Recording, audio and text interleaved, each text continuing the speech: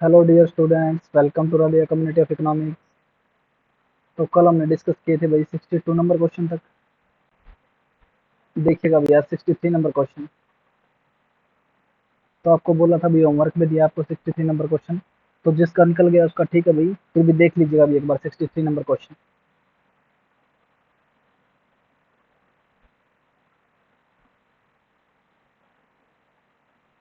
Demand function क्या दिया हुआ, P is equal to 30 - 5x। 30 - 5x। और सप्लाई साइड क्या दिया हुआ भाई, 3x - 10।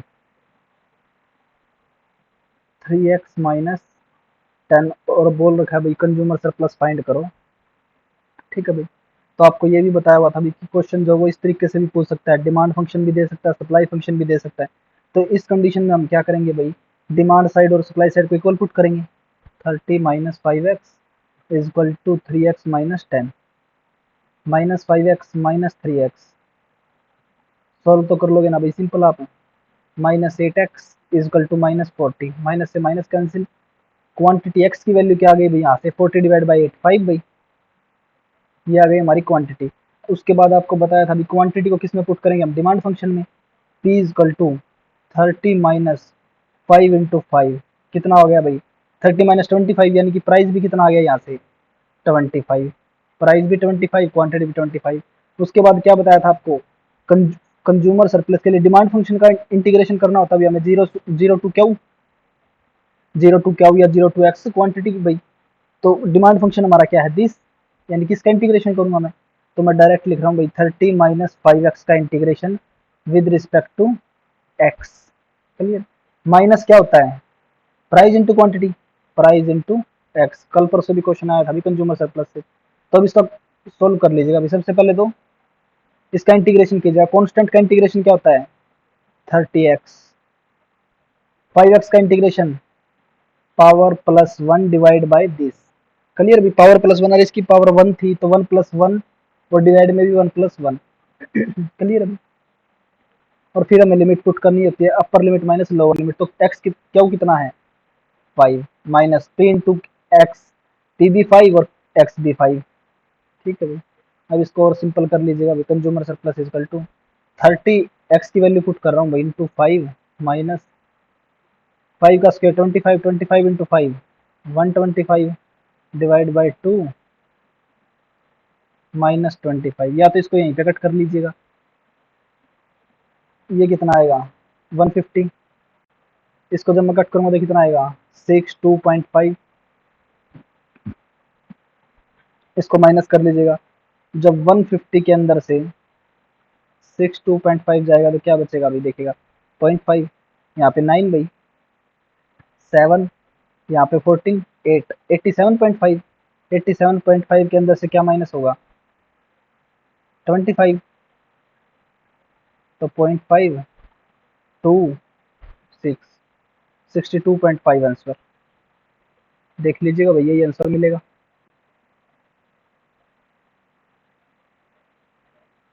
62.5। क्लियर भी, ये आंसर है कंज्यूमर सक्सेस।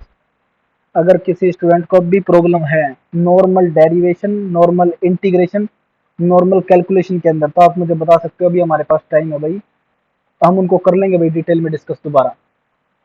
अगर किसी को अभी भी इंटीग्रेशन, डेरिवेशन, सिंपल कैलकुलेशन के अंदर प्रॉब्लम है तो आप मुझे बता सकते हैं। एग्जाम के अंदर इससे ज़्यादा डीपली कुछ नहीं पूछेगा आपसे, सिर्फ आपको सिंपल इंटीग्रेशन और डेरिवेशन आना चाहिए। उसके बाद देखिएगा एलपीपी से क्वेश्चन है भाई, डेंटिजिंग की गिवन है भाई, लीनियर प्रोग्रामिंग प्रॉब्लम। तो देखिएगा, the linear programming problem specifies है, स्टे मैक्सिमाइज फंक्शन दे रखा है, ये सब्जेक्ट टू दे रखी है भाई, और बोल रखा है भाई कि इसको सोल्व करो भी इस क्वेश्चन को। तो कॉमन सेंस यूज करना भाई, कि इतना बड़ा क्वेश्चन जो है, पहली बात तो वो सोल्व करने के लिए देगा ही नहीं। समझ रहे, क्वेश्चन इस तरीके का मिलेगा तो मैक्सिमम 1 से 2 मिनट के अंदर सोल्व हो जाए, मैक्सिमम इतने टाइम के अंदर सोल्व हो जाए। क्वेश्चन इस तरीके का पूछा जाएगा आपसे एग्जाम के अंदर। क्लियर।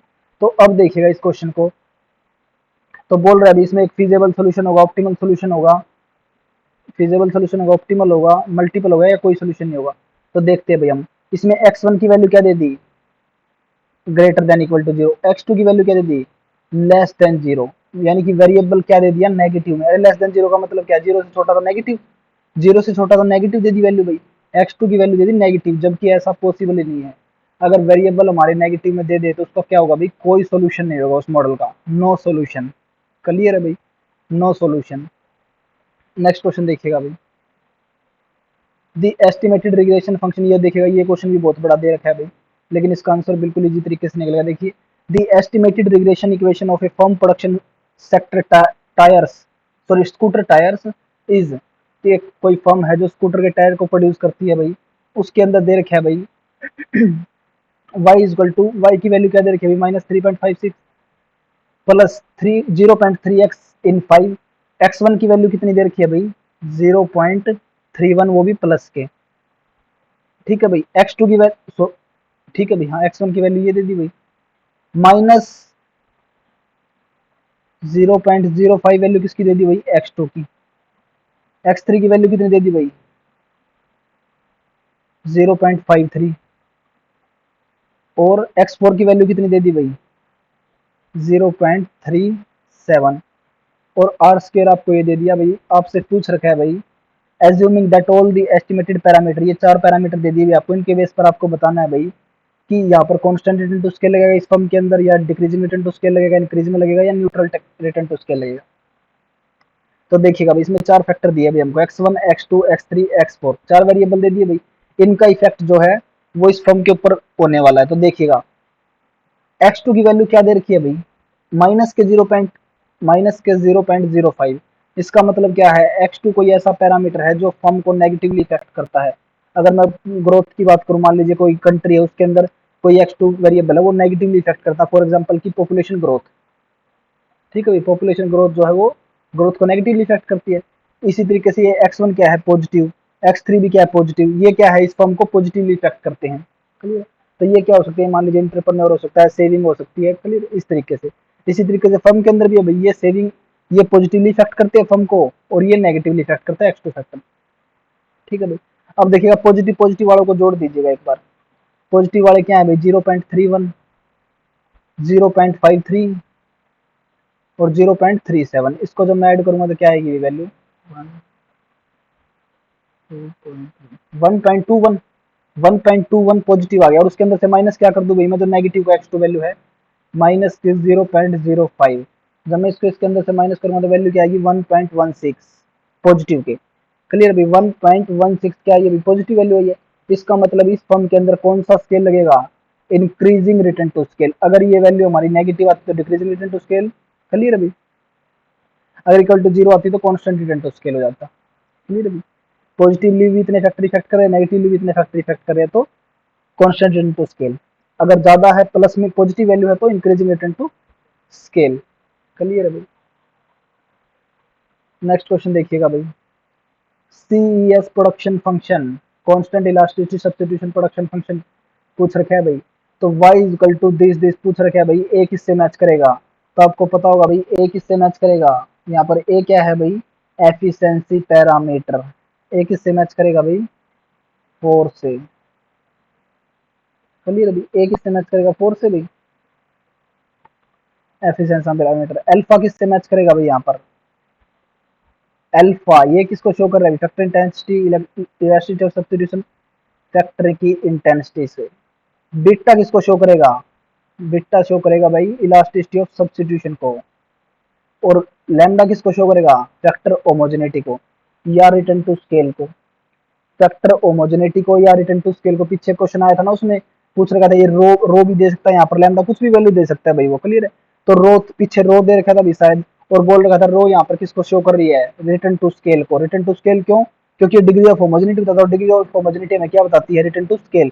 अगर डिग्री ऑफ होमोजेनिटी की वैल्यू इक्वल टू 1 आई तो constant return to scale, greater than 1 तो increasing return to scale, less than 1 तो decreasing return to scale. Degree of homogeneity निकालना आता होगा आप सभी को भाई, दोनों वेरिएबल को टी से मल्टीप्लाई करवा दो, किसी भी एक कांस्टेंट से मल्टीप्लाई करवाओ, और उसको बाहर कॉमन ले लो।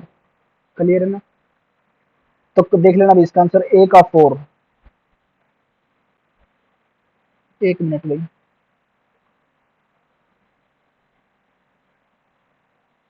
ए is known as efficiency parameter. Answer गलत है भाई इसके। ठीक है भाई, तो आंसर ये होंगे भाई इसके। क्लियर है, इस हिसाब से कर लेना भाई। इसके जो ऑप्शन है वो गलत है भाई, आंसर जो इसके दे रखे हैं। ठीक है, ए का 4 होगा भाई, तो ए का 4 तो इसमें किसी में नहीं दे रखा, तो इसलिए गलत है इसके आंसर। नेक्स्ट क्वेश्चन चलिएगा। The technique use to estimate the over identified system. तो आपको पता है अभी ओवर आइडेंटिफाइड सिस्टम के लिए हम किसका यूज करते हैं, मैक्सिमम लाइक्लीहुड मेथड का और two stage least square method, both आएंगे भाई। तो इसका आंसर क्या है, वैसे आंसर की के अकॉर्डिंग डी आंसर दे रखा है इसका, two stage least square method. और साथ में लिख लीजिएगा मैक्सिमम लाइक्लीहुड मेथड। ये भी किसके लिए काम किया जाता है, ओवर आइडेंटिफाइड के लिए। तो ये क्वेश्चन ये भी गलत है भाई, maximum likelihood method, likelihood method. और साथ में आई वी। क्लियर है ना, ये तीनों मेथड जो है किसके लिए यूज किए जाते हैं, ओवर आइडेंटिफाइड इक्वेशन के लिए। और ये टॉपिक बिल्कुल इंपॉर्टेंट है भाई, ओवर आइडेंटिफाइड के लिए, इक्वल आइडेंटिफाइड के लिए, indirectly square method, under identified के लिए कोई सॉल्यूशन नहीं होगा उस मॉडल का।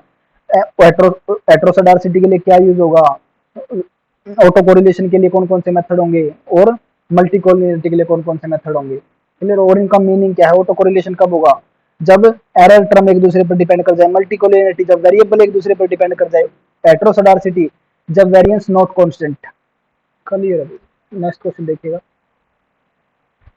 तो अभी तो भैया मेरी 6 साल के और पेपर, अभी तो 2012-13 और 2 ही साल के एग्जाम पेपर किए हैं भाई।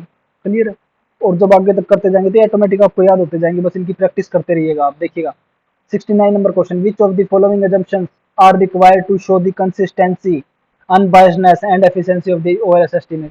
बोल रहा है अभी ओएलएस एस्टिमेटर के अंदर कंसिस्टेंसी अनबायसनेस का रिजल्ट कब निकल कर आएगा। देखिएगा, एक्सपेक्टेड मीन इक्वल टू 0 होना चाहिए, yes. Variance equal to sigma square होता है, यस। अरे सिंपल सा क्वेश्चन है, अभी देखिए क्या बोल रहा है, ईवीटी, इसका मतलब क्या, एक्सपेक्टेड मीन इक्वल टू 0। और ये क्या बोल रहा है भाई, variance, variance equal to sigma square. उसके बाद कोफिशिएंट ऑफ वेरिएशन क्या बोल रहा है, इक्वल टू 0 होना चाहिए, और ऑल वैल्यू के लिए, ये बात भी ठीक है भाई इसकी।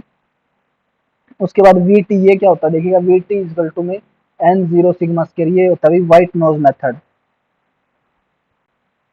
White noise method. इसमें क्या होता है व्हाइट नोज मेथड के अंदर, जिसका मेन और वेरिएंस 0 होता है, अरे जिसका मेन और वेरिएंस, सॉरी, जिसका मेन 0 हो और वेरिएंस कांस्टेंट, उसको क्या बोलते हैं, व्हाइट नोज मेथड।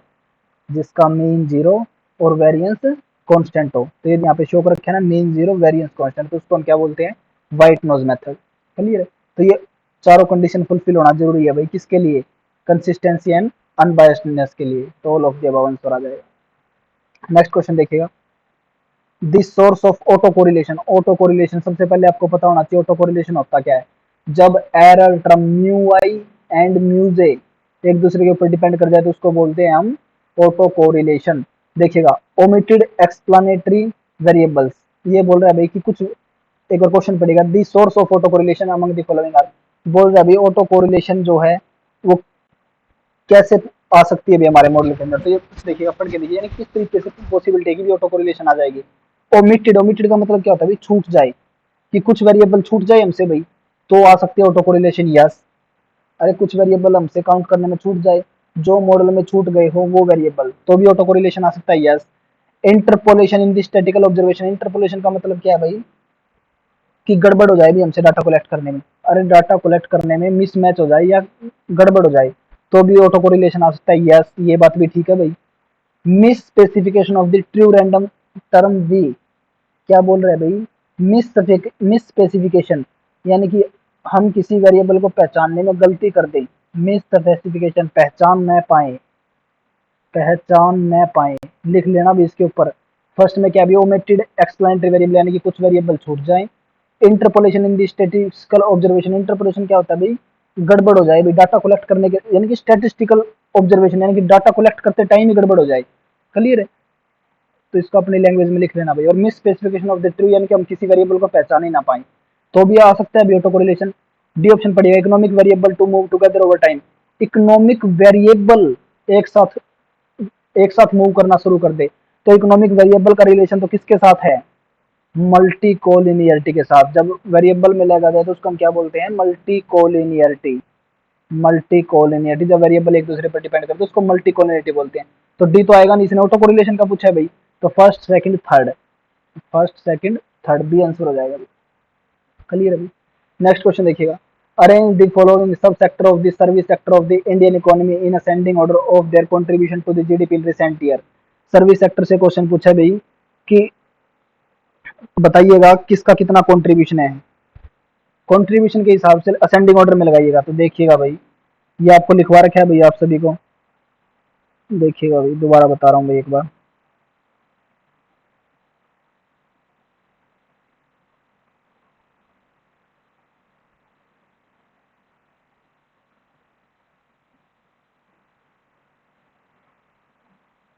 देखिएगा भाई, सर्विस सेक्टर के अंदर trade, hotel, transport, communication and service related to broadcasting, इसकी कितनी है भाई ग्रोथ रेट, सॉरी इसका शेयर कितना परसेंट है भाई 16.9%। कितना परसेंट शेयर है भाई 16.9%।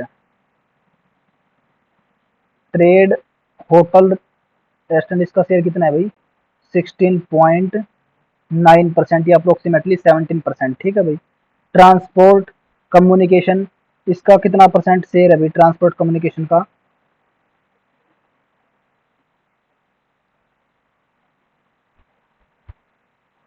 Trade, hotel and restaurants,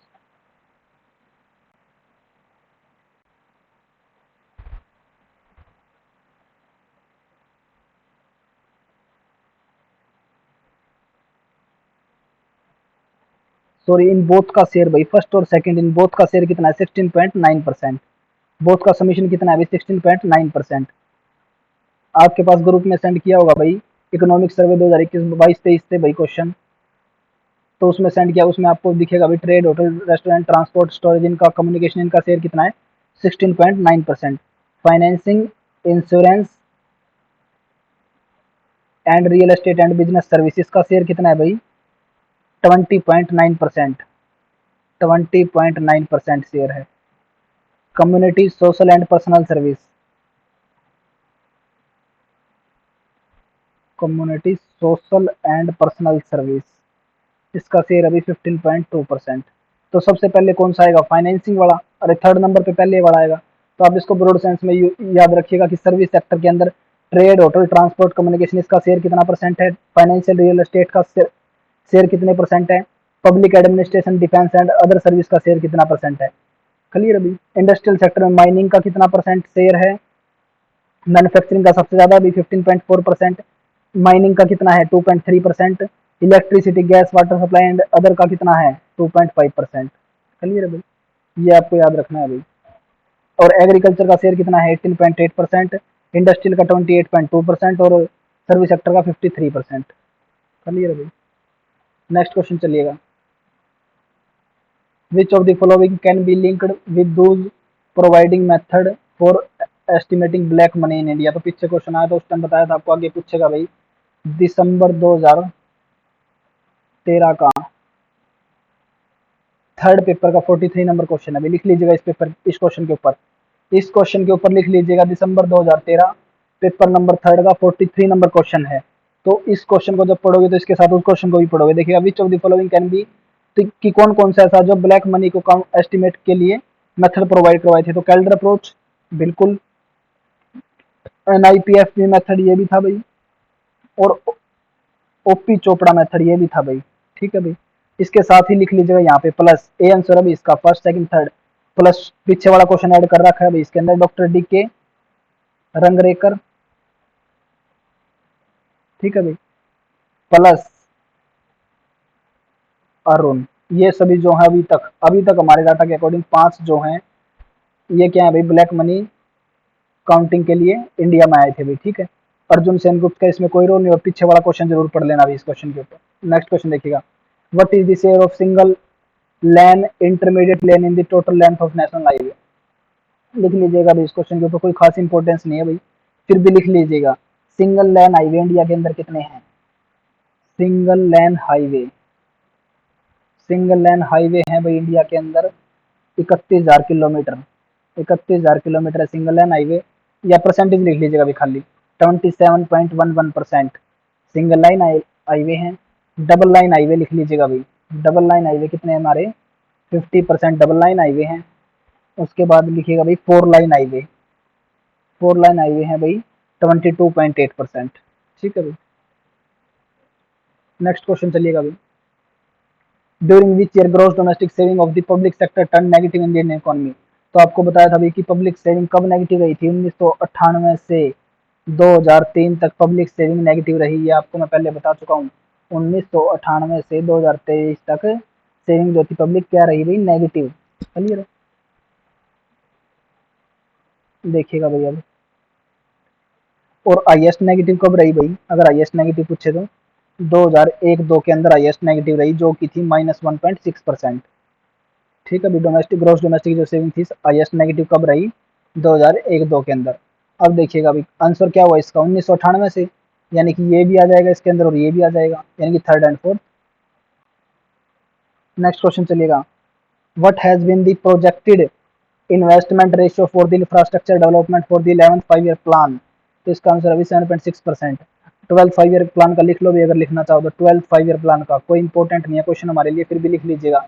12th 5 year plan का इंफ्रास्ट्रक्चर के डेवलपमेंट के लिए कितना बजट था भाई, 37,000 करोड़ रुपए।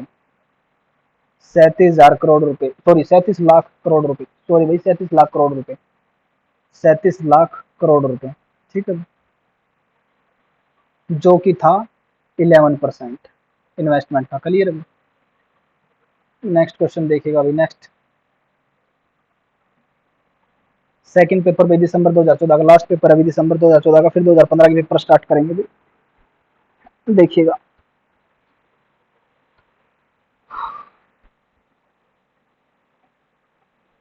What is called Gossen second law. बताइएगा भाई, गोजन सेकंड लॉ क्या होता है। Law of equi marginal utility, law of diminishing marginal utility, divide preference और इंडिफरेंस कराओ approach. Law of equi marginal utility, अरे अभी तक सभी को ये तो क्लियर हो चुके होंगे छोटे छोटे topic. Equi marginal utility Gossen second law, Gossen first law लिख लीजिए इसके सामने, गुजन फर्स्ट लॉ।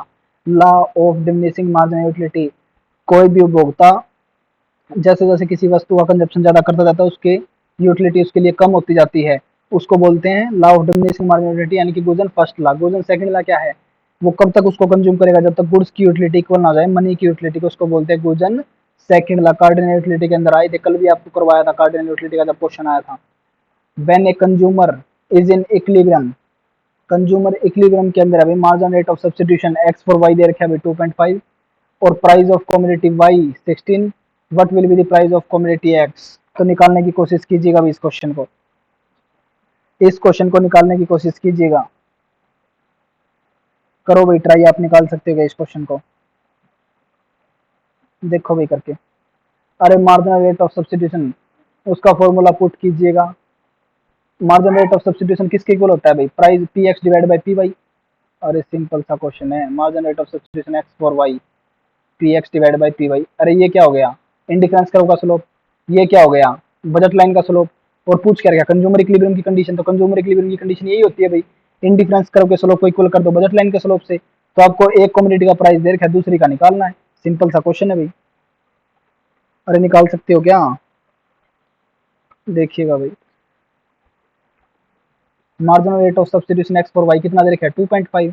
इसको इक्वल, अरे समझो ना क्वेश्चन क्या पूछ रखा है, what is consumer in equilibrium, sorry when a consumer is in equilibrium.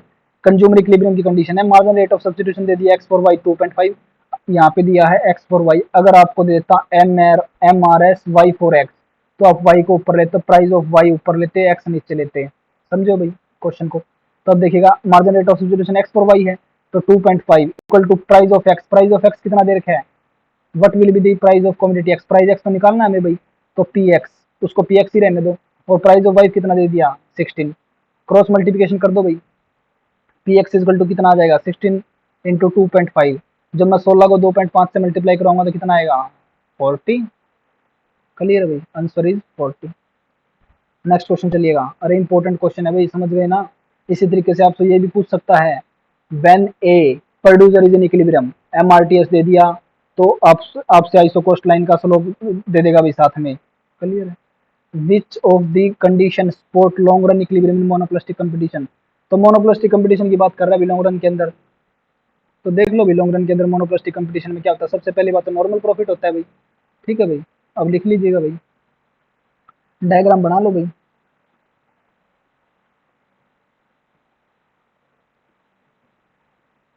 अरे अब डायग्राम बनाने में तो कोई प्रॉब्लम नहीं होगी किसी को, एवरेज रेवेन्यू मार्जिनल रेवेन्यू, सबसे पहले क्वांटिटी का डिसीजन मार्जिनल कॉस्ट, दिस ये क्वांटिटी का डिसीजन हो गया। प्राइस यहाँ पे होता है, एवरेज रेवेन्यू इक्वल टू मेरा प्राइस होता है।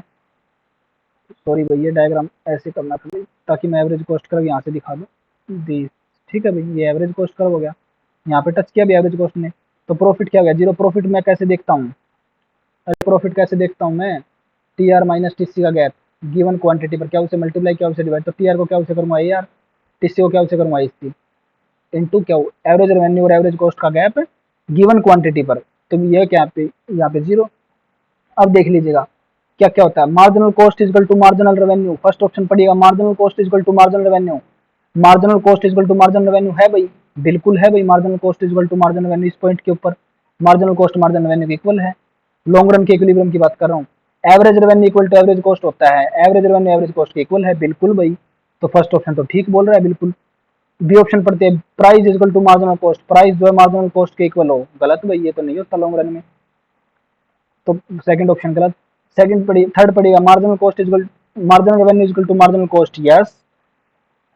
इक्वल टू एवरेज रेवेन्यू नहीं, अरे कि देखिए इसने बीच में कोमा ही नहीं दिया, सब कुछ इक्वल कर दिया, जबकि सब कुछ तो इक्वल नहीं है एक पॉइंट के ऊपर।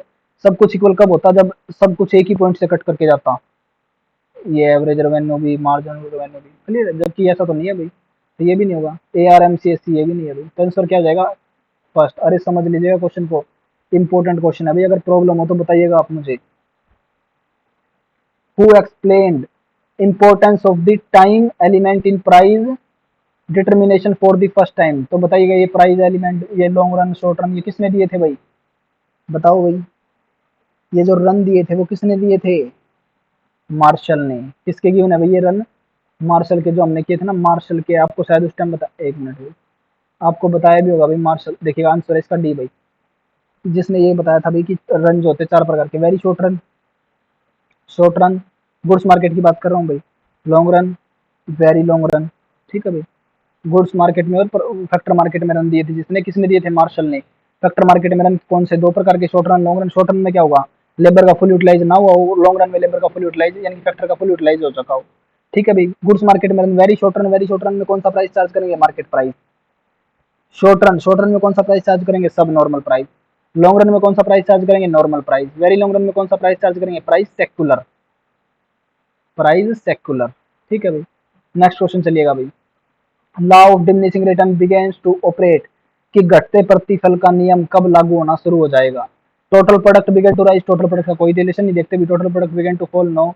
Marginal product begin to rise, अगर मार्जिनल प्रोडक्ट बढ़ता जाए, मार्जिनल प्रोडक्ट का मतलब समझते हैं, लेबर का जो मार्जिनल, लेबर जैसे जैसे बढ़ाता जा रहा हूँ, मार्जिनल प्रोडक्ट बढ़ता जा रहा है, तब तो इंक्रीजिंग रिटर्न मिलेगा मुझे। अरे तब तो इंक्रीजिंग रिटर्न मिलेगा। Marginal product begin to fall, margin देखिएगा एमपी बढ़ता जा रहा है, बढ़ता जा रहा है, तो मैं कब तक प्रोडक्शन करता हूँ, मैक्सिमम ना पहुंच जाऊँ, और एक टाइम के बाद मार्जिनल प्रोडक्ट गिरना शुरू हो जाता है। गिरना शुरू होने के बाद मतलब क्या समझोगे, जब से गिरना शुरू होगा, ये इस तरीके से होता है, ये एवरेज प्रोडक्शन होता है। ठीक है, तो मार्जिनल प्रोडक्शन जब इसको ऊपर से कट करता है एपी के मैक्सिमम पॉइंट से, तब उसके बाद जैसे ही मार्जिनल प्रोडक्ट गिरना कम हो, गिरना स्टार्ट होता है, हम क्या कर देते हैं, प्रोडक्शन करना बंद। क्यों, क्योंकि इसके बाद भी अगर मैं प्रोडक्शन करूंगा तो घटते प्रतिफल के नियम लागू हो जाएंगे। ठीक है भाई, next question. Consider the following statement regarding Edgeworth duopoly model.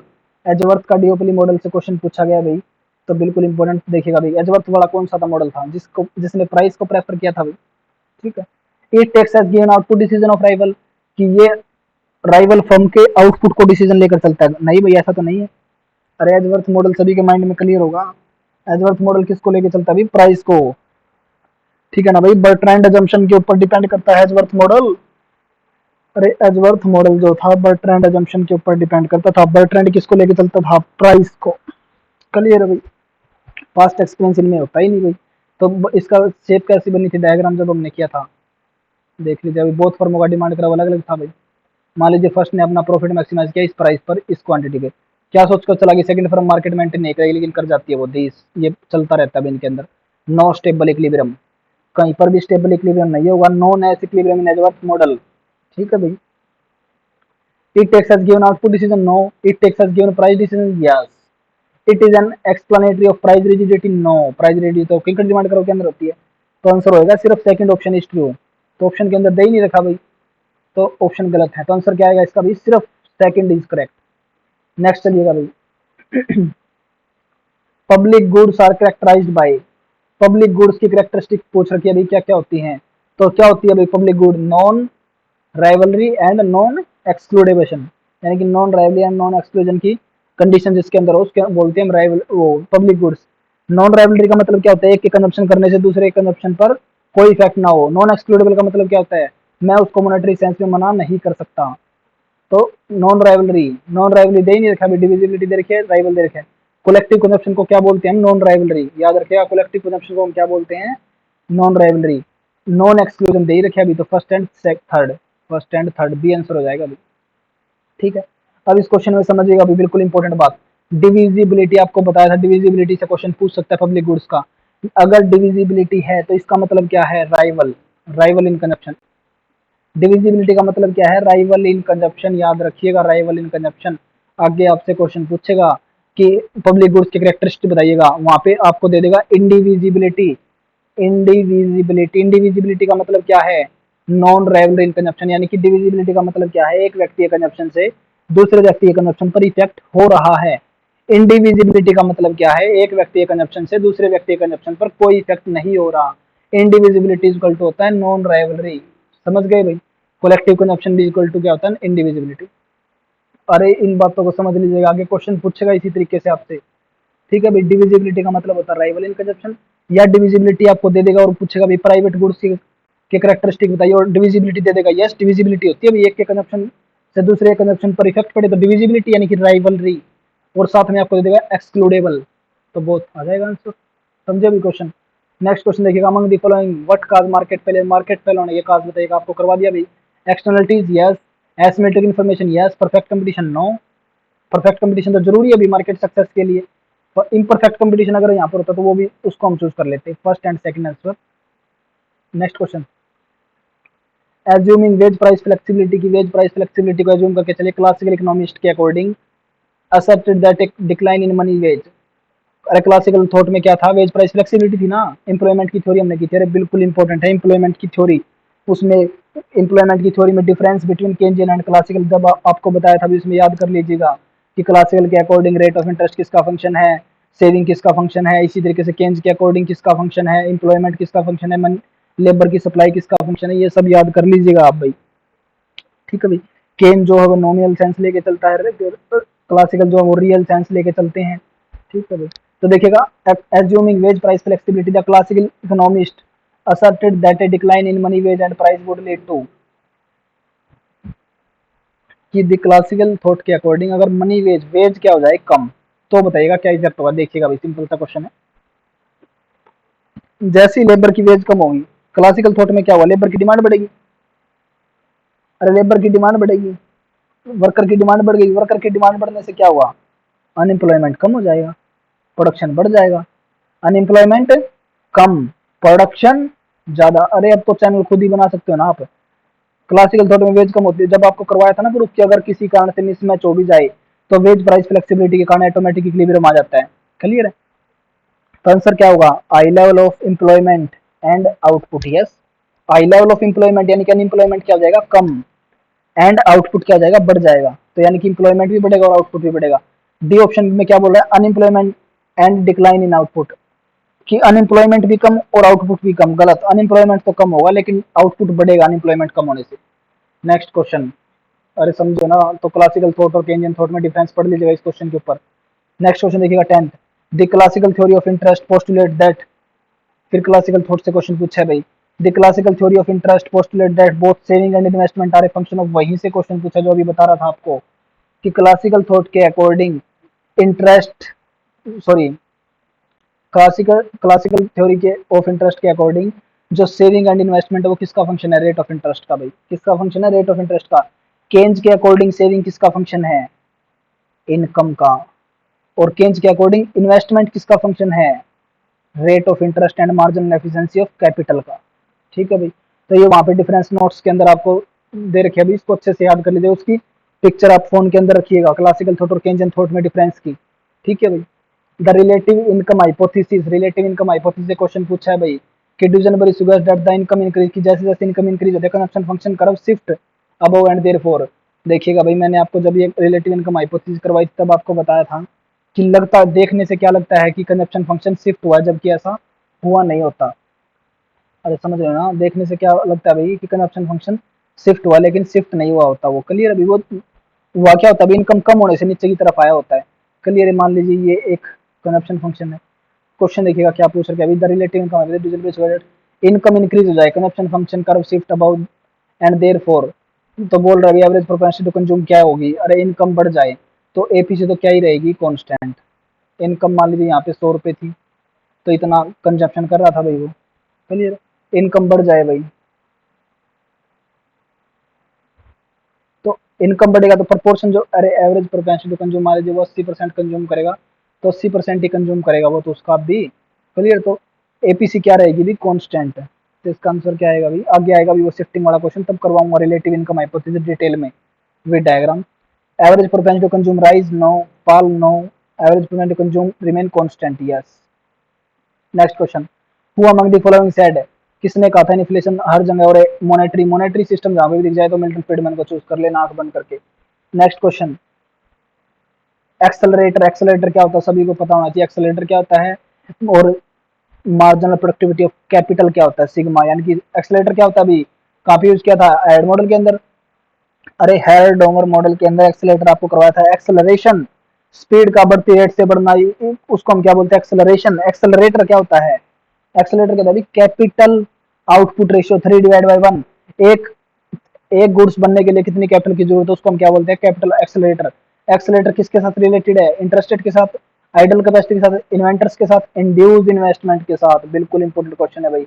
Accelerator किसके साथ रिलेशन में है भाई, इंड्यूस्ड इन्वेस्टमेंट के साथ। कि कितना इन्वेस्टमेंट करे, किसको देखकर पता लगता है, एक्सेलरेटर को देखकर। कि अगर हमें मान लीजिए इकोनॉमी के अंदर 50 कॉमोडिटी चाहिए और एक्सेलरेटर हमारा 3/1, तो कितनी कितना इन्वेस्टमेंट करे, 150 रुपीज का। ठीक है भाई।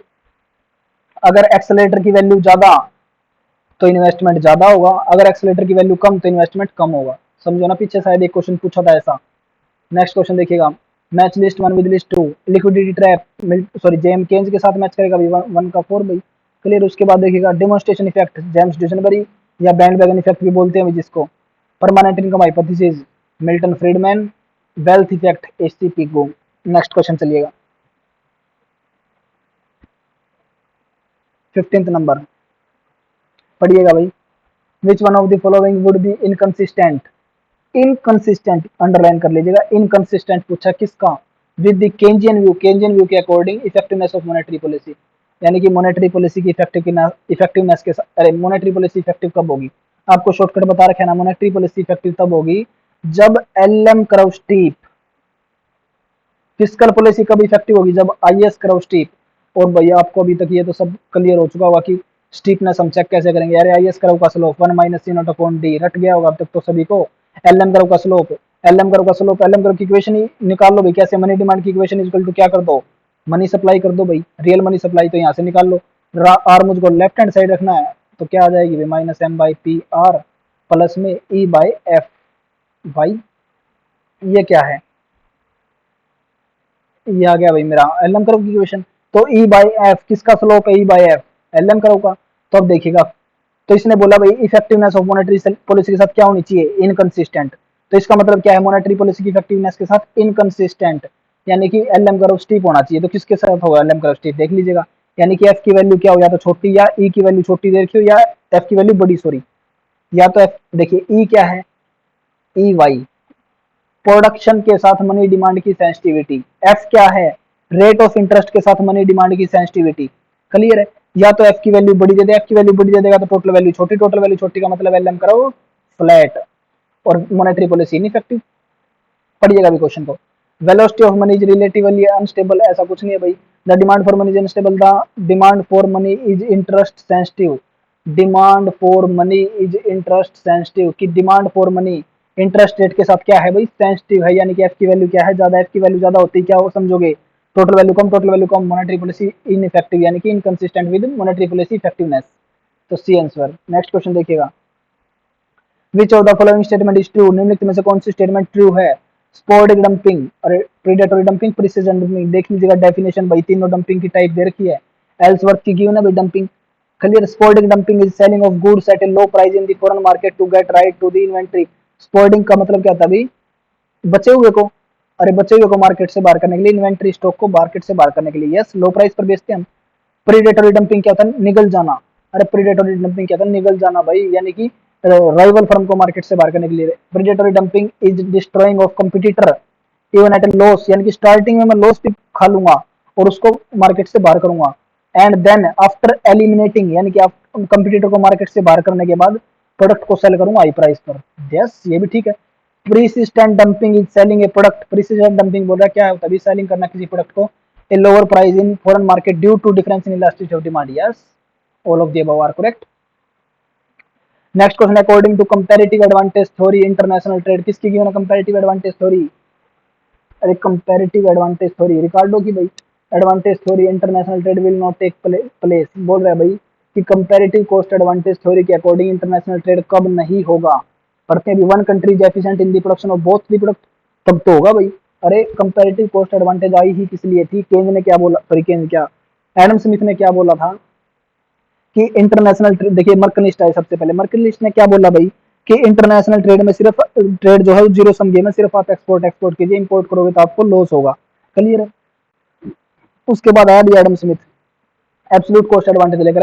एडम स्मिथ क्या बोलता है एब्सोल्यूट कॉस्ट एडवांटेज लेकर, कि एब्सोल्यूट कॉस्ट एडवांटेज लेकर आया एडम स्मिथ ने बोला भाई कि इंटरनेशनल ट्रेड से बहुत कंट्री को गेन होगा अगर वो प्रोडक्शन करे किस तरीके से, किसके बेस पर, एब्सोल्यूट कॉस्ट एडवांटेज के बेस पर। एब्सोल्यूट कॉस्ट एडवांटेज क्या होता है? जो इनपुट के अंदर साफ दिखाई दे। क्लियर भाई। तो इसने क्या बोला, जिस कंट्री के अंदर जो चीज सस्ती उसका प्रोडक्शन करे और एक्सपोर्ट इंपोर्ट करे तो दोनों कंट्रीज को बेनिफिट होगा, टोटल प्रोडक्शन मैक्सिमम होगा, जो हमारे एग्जांपल के अंदर 48 आया था। क्लियर है। उसके बाद आया भाई फिर कंपैरेटिव कॉस्ट एडवांटेज लेकर रिकार्डो। रिकार्डो ने क्या बोला कि अगर कोई कंट्री बोथ के प्रोडक्शन कोई सस्ता प्रोड्यूस कर दे तो अकॉर्डिंग टू एडम स्मिथ तो इंटरनेशनल ट्रेड होगा ही नहीं। लेकिन रिकार्डो बोलता है फिर भी इंटरनेशनल ट्रेड होगा, किसके बेस पर? कंपैरेटिव कॉस्ट एडवांटेज के बेस पर। तब हमने निकाले थे उनकी डोमेस्टिक अपॉर्चुनिटी कॉस्ट। ठीक है भाई, तो ये बात तो ठीक है भाई। उसके बाद कौन सी, थर्ड कौन सी थी, चारों रिवाइज कर लीजिएगा एक बार। थर्ड आई थी भी opportunity cost theory, Haberler, given by Haberler. Haberler क्या बोलता है? सबसे पहले आती है क्लासिकल थॉट की दो जंक्शन दूर करता है कि रियल लाइफ के अंदर सबसे पहली बात तो फैक्टर ऑफ प्रोडक्शन सिर्फ और सिर्फ लेबर नहीं होती, कैपिटल भी होता है। दूसरा, रियल लाइफ के अंदर इंक्रीजिंग, डिक्रीजिंग और कांस्टेंट तीनों प्रकार के रिटर्न हो सकते हैं, सिर्फ और सिर्फ कांस्टेंट नहीं होता। क्लियर। उसके बाद क्या आया था भाई, और इसमें आपको पता ही होगा भाई, कांस्टेंट होता तो कोई कंट्री स्पेशलाइजेशन नहीं करती, अगर सॉरी कांस्टेंट होता तो स्मॉल कंट्री स्पेशलाइजेशन करेगी। अगर इंक्रीजिंग रिटर्न टू स्केल है, sorry increasing return to cost है, अगर इंक्रीजिंग रिटर्न टू कॉस्ट है यानी कि पीपीएफ की शेप जो है इस तरीके की, increasing return to cost this, जिसको हम बोलते हैं डिक्रीजिंग रिटर्न टू स्केल, तो जो है बोथ में से कोई भी कंट्री फुल स्पेशलाइजेशन नहीं करेगी। क्लियर है। अगर डिमिनिशिंग रिटर्न टू स्केल है या increasing diminishing return to, sorry diminishing return to cost है, इंक्रीजिंग रिटर्न टू स्केल है, तो बोथ कंट्री फुल स्पेशलाइजेशन करेंगी। क्लियर है भाई। और बात था भाई इंक्रीजिंग रिटर्न टू स्केल में कब तक स्पेशलाइजेशन करेंगी, जब तक, अरे increasing return to scale, sorry diminishing return to scale है, इंक्रीजिंग रिटर्न टू कॉस्ट है, तो कोई भी कंट्री कब तक प्रोड्यूस करेगी, जब तक उसकी डोमेस्टिक कॉस्ट इंटरनेशनल कॉस्ट के इक्वल में हो जाए।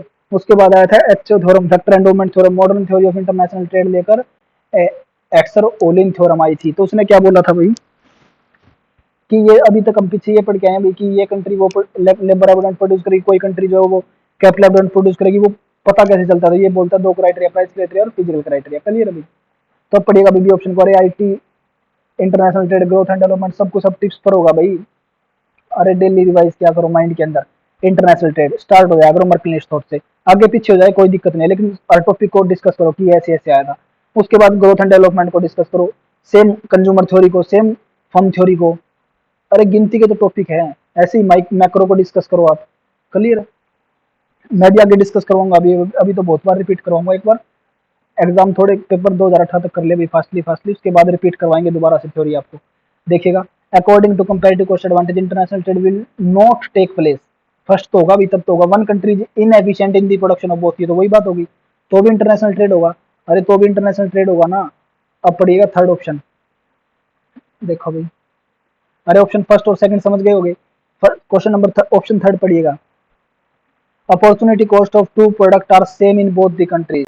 ये बोल रहा है बोथ कंट्री के अंदर अपॉर्चुनिटी कॉस्ट सेम है, यानी कि एक कंट्री के अंदर भी एक K G wheat equal to 250 gram meat है, दूसरी कंट्री के अंदर भी एक K G wheat equal to 250 gram meat है, तो इंटरनेशनल ट्रेड होगा ही नहीं, तो सी आंसर होगा भाई। ठीक है भाई। Next question, imposition of tariff will lead to, अगर टैरिफ लगा दिया जाए तो किसको फायदा हुआ, determination in term of trade, improvement in term of trade, improvement होगी टर्म ऑफ ट्रेड। देखिएगा टैरिफ लगाने से लार्ज कंट्री की, अगर आपको गिवन है साथ में स्मॉल कंट्री लार्ज कंट्री तो आप समझ जाओगे, लेकिन अगर इस तरीके से क्वेश्चन पूछ लिया जाए कि टैरिफ लगा दिया जाए तो क्या होगा, इंप्रूवमेंट होगी term of trade, large country की सेंस में आंसर देंगे हम हमेशा, ठीक है। लेकिन अगर क्वेश्चन के अंदर बोल दे कि अगर एक स्मॉल कंट्री टैरिफ लगाए तो क्या होगा, तो determination in term of trade उसके अगेंस्ट हो जाएंगी। क्लियर अभी। नेक्स्ट क्वेश्चन देखिएगा, under a freely exchange rate system a deficit in a nation balance of payment account, free exchange rate system है, फिक्स्ड नहीं है, यानी कि fixed flexible, flexible exchange rate system दे दिया भाई, और नेशन का बीओपी डेफिसिट हो जाए तो ऑटोमेटिक रूट देखिएगा, बैलेंस ऑफ पेमेंट करवा देता हूँ एक बार रिपीट दोबारा से देखिएगा, देखो भाई समझिएगा सुनिएगा भाई, देखो बैलेंस ऑफ पेमेंट पहले किसके अकॉर्डिंग, अकाउंटेंट के according current account capital account. Current account में क्या होता है, गुड्स सर्विसेज पेमेंट, सिर्फ तीन चीजें आती है, गुड्स सर्विसेज और ट्रांसफर पेमेंट, ठीक है भाई। उसके बाद भाई कैपिटल अकाउंट, कैपिटल अकाउंट क्या होता है, जब करंट अकाउंट में मिसमैच हो जाए तो हम किसका यूज करते हैं, कैपिटल अकाउंट का। According to accountant balance of payment always in equilibrium होता है भाई, ठीक है भाई, सदैव इक्विलिब्रियम में होता है। उसके बाद हमने क्या था, इकोनॉमिस्ट के अकॉर्डिंग अकोमोडेशन और ऑटोनोमस। ऑटोनोमस अकाउंट क्या था, स्वचालित अकाउंट जो प्रॉफिट मोटिव से बनाया जाता है, इसके अंदर सभी प्रकार की गुड्स आ जाती है भाई, जितनी प्रकार के गुड्स का भी एक्सपोर्ट इंपोर्ट होता है, गुड सर्विस सभी भाई, ठीक है। अगर ऑटोनोमस अकाउंट में मिसमैच हो जाए तो हम किसका यूज करते हैं, अकोमोडेशन अकाउंट का, मजबूरी में यूज किया जाता है अकोमोडेशन अकाउंट का, ठीक है भाई। अकॉर्डिंग टू इकोनॉमिक्स जो बैलेंस ऑफ पेमेंट है वो तीनों प्रकार का हो सकता है, सरप्लस भी हो सकता है, डेफिसिट भी हो सकता है और इक्विलिब्रियम भी हो सकता है। उसके बाद अप्रोच आई थी कि अगर इकोनॉमिस्ट के अकॉर्डिंग या अकोमोडेशन अकाउंट के अकॉर्डिंग या ऑटोनोमस अकाउंट के अकॉर्डिंग अगर हमारा बीओपी डेफिसिट हो जाए तो उसको ठीक करने के लिए दो रूट थे, ऑटोमेटिक रूट और डिस्क्रेशनरी रूट। ऑटोमेटिक रूट के अंदर क्या था भाई, ऑटोमेटिक रूट के अंदर था कि फिक्स्ड एक्सचेंज रेट सिस्टम है या फ्लेक्सिबल है। फिक्स्ड के अंदर भी दो पार्ट थे, फिक्स्ड एक्सचेंज रेट सिस्टम के अंदर करेंसी चली हुई है या गोल्ड चला हुआ है, क्लियर है। तो वो तो आपको पता था भाई, प्राइस स्पाइस फ्लो के थ्रू, प्राइस स्पाइस फ्लो किसका गिवन था, डेविड ह्यूम का, कि मान लीजिए कि वो करेंसी चली हुई है, डॉलर गोल्ड चला हुआ है भाई, करेंसी के बीच में एक्सपोर्ट इंपोर्ट किसके थ्रू होता है भाई, गोल्ड के थ्रू। अगर हमारा बीओपी डेफिसिट तो हमें दूसरी कंट्री को गोल्ड ज्यादा देना होगा, दूसरी कंट्री को गोल्ड ज्यादा देंगे तो उस कंट्री में तो गोल्ड की मात्रा ज्यादा, हमारी कंट्री में गोल्ड की मात्रा कम, तो हमारी कंट्री में पैसा कम हो गया, दूसरी कंट्री में पैसा ज्यादा हो गया, तो वहां पर गुड्स के प्राइस बढ़ेंगे, हमारी कंट्री में गुड्स के प्राइस कम होंगे, तो इससे क्या हुआ, एक टाइम के बाद हमारे प्रोडक्ट जो सस्ते हो गए, दूसरी कंट्री के प्रोडक्ट हमारे लिए महंगे हो गए, तो हमारा एक्सपोर्ट बढ़ेगा, इंपोर्ट कम होगा, बीओपी ऑटोमेटिक एडजस्टमेंट हो जाएगी due to price specie flow, यानी कि कीमत मसाला लगाकर। ये किसका गिवन अभी, डेविड ह्यूम का। उसके बाद सेम ऐसे ही करेंसी का होगा भाई।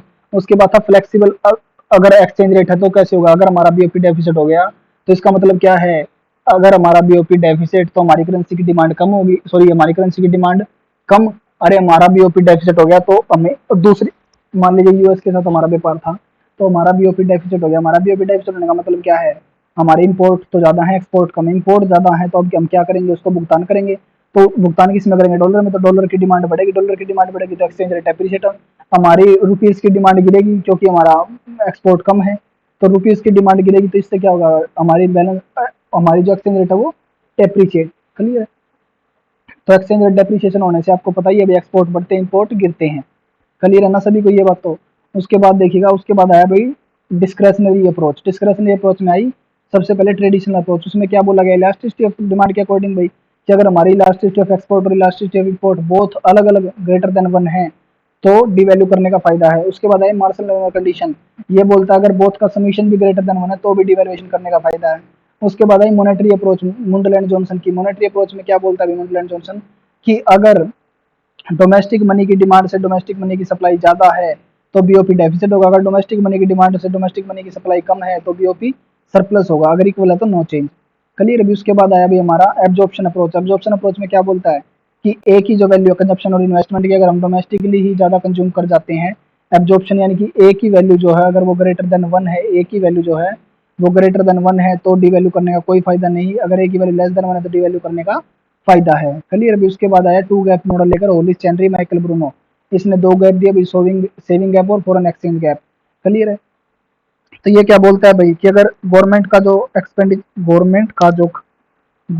जो खर्चा है एक्सपेंडिचर, अगर वो उसके रिसोर्स, अगर गवर्नमेंट का जो खर्चा है वो उसकी इनकम से यानी कि गवर्नमेंट के रेवेन्यू से ज्यादा है तो बीओपी डेफिसिट होगा, अगर गवर्नमेंट का खर्चा गवर्नमेंट के रेवेन्यू से कम है तो बीओपी इंप्रूव होगा, ठीक है भाई। और एक क्वेश्चन भी पीछे पूछा गया था कि अगर टू गैप मॉडल के अकॉर्डिंग आपका बीओपी डेफिसिट हो जाए तो आप उसको कैसे फुलफिल करोगे? फॉरेन ऐड के थ्रू, फॉरेन ऐड। ठीक है भाई। तो देखिएगा भाई, use under a friendly exchange rate system में डेफिसिट नेशन की क्या आएगा भाई? Depreciation of its currency. Next question देखिएगा भाई,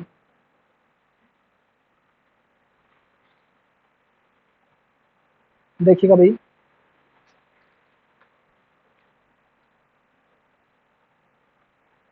सॉरी भाई,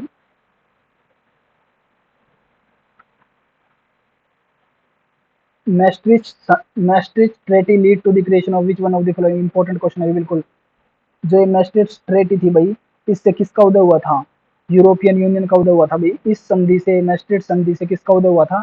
यूरोपियन यूनियन का। लिख लीजिएगा यूरोपियन यूनियन के बारे में, ग्रुप के अंदर भी सेंड कर चुका हूँ भाई मैं, यूरोपियन यूनियन की लिंक सेंड कर चुका हूँ, तो वहां से भी एक बार पढ़ लीजिएगा।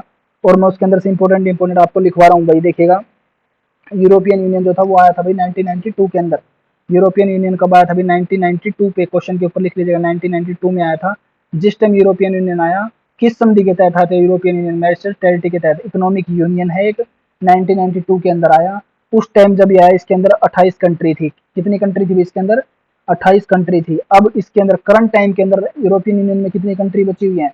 27, यानी कि 27 कंट्रीज है करंट टाइम के अंदर यूरोपियन यूनियन में।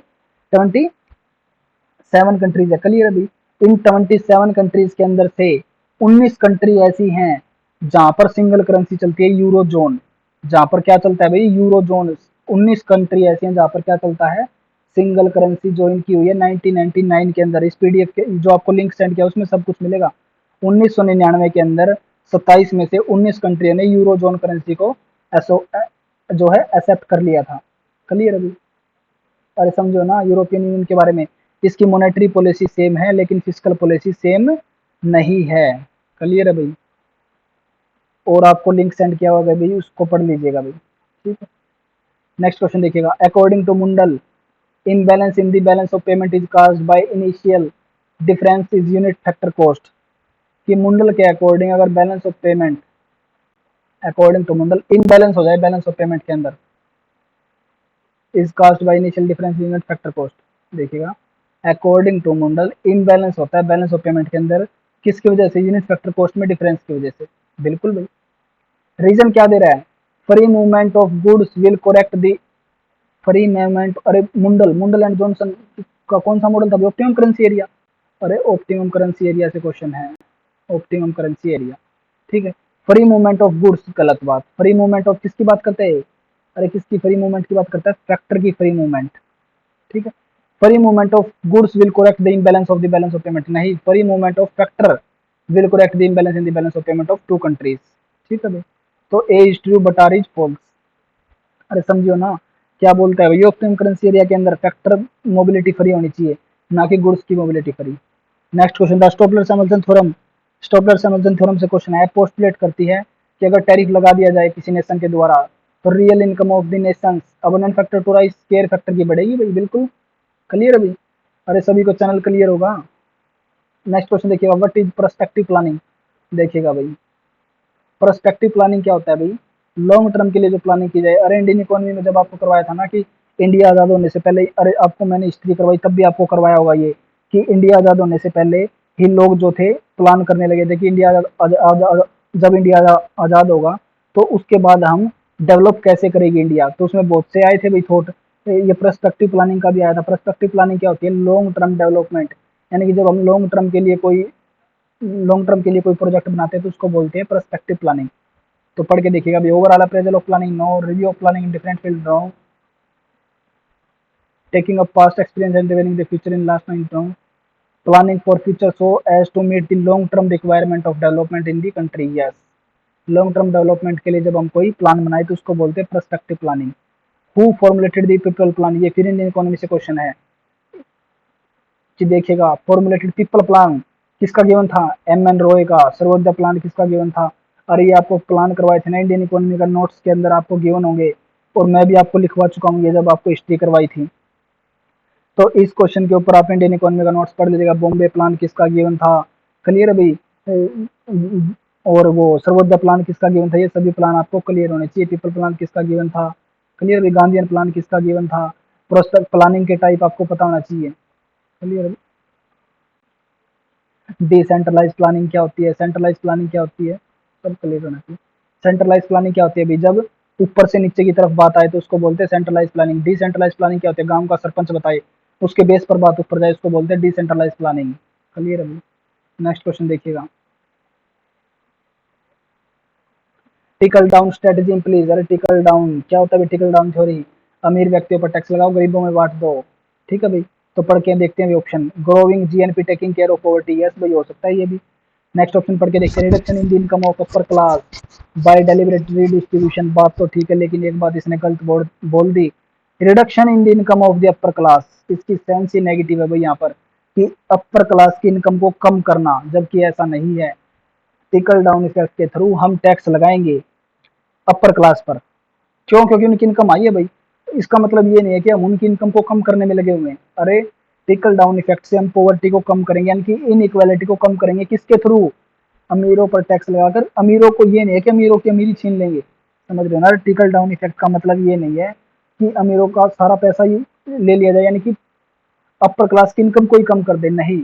उनके ऊपर टैक्स लगाएंगे और गरीबों में बांटेंगे, ताकि गरीब वर्ग जो है वो भी एक टाइम के बाद खुद को ऊपर उठा सके। क्लियर है भाई। तो इसलिए बी ऑप्शन गलत हो गया अभी। Reduction in income, reduction in income upper class नहीं है अभी। अपर क्लास के ऊपर हम टैक्स लगा सकते हैं, ना कि मेन फोकस गवर्नमेंट का ये रहेगा कि अपर क्लास की इनकम कम करे। अगर ये करना होता तो इक्वालिटी कब की इंडिया के अंदर आ चुकी होती। क्लियर है। देखिएगा भाई, सी ऑप्शन पढ़ के देखिएगा। Direct achievement for, sorry, direct achievement of better nourishment health education etcetera instead of growth of GNP first. No भाई, ऐसा भी कुछ नहीं था। To target a particular sector of economy for betterment, no. तो आंसर क्या आ जाएगा इसका? ए आंसर हो जाएगा। ग्रोइंग जीएनपी, जीडीपी भी बढ़ती रही, साथ के साथ हम पॉवर्टी को भी दूर करते रहे। जीडीपी की भी ग्रोथ होती रही और पॉवर्टी को भी कम करते रहे, यानी कि इक्विटी को भी मेंटेन करते रहे। उसको हम क्या बोलते हैं? Trickle down effect. Clear. Next question चलिएगा। What is the correct sequence of the following. अरे देखिएगा, जैसे अभी ये क्वेश्चन करवाए ना, तो इस ऑप्शन के ऊपर ही लिख लीजिएगा जो आपको बताया गया है। इसकी सेंस नेगेटिव, किस सेंस में? क्योंकि हमारा काम अपर क्लास की इनकम को नेगेटिव करना नहीं है, ताकि इन फ्यूचर कभी आगे भी आप किसी और एग्जाम के लिए प्रिपेरेशन कर रहे हो इकोनॉमिक्स की, तो सिर्फ आप एग्जाम पेपर को जब रिवाइज करो तब आपको पजल क्रिएट ना हो, समझ रहे ना, खुद से आप कर सको आगे चलकर। ठीक, तो हर क्वेश्चन के ऊपर आप खुद की लैंग्वेज के अंदर लिखिएगा ताकि उसको आप समझ सको।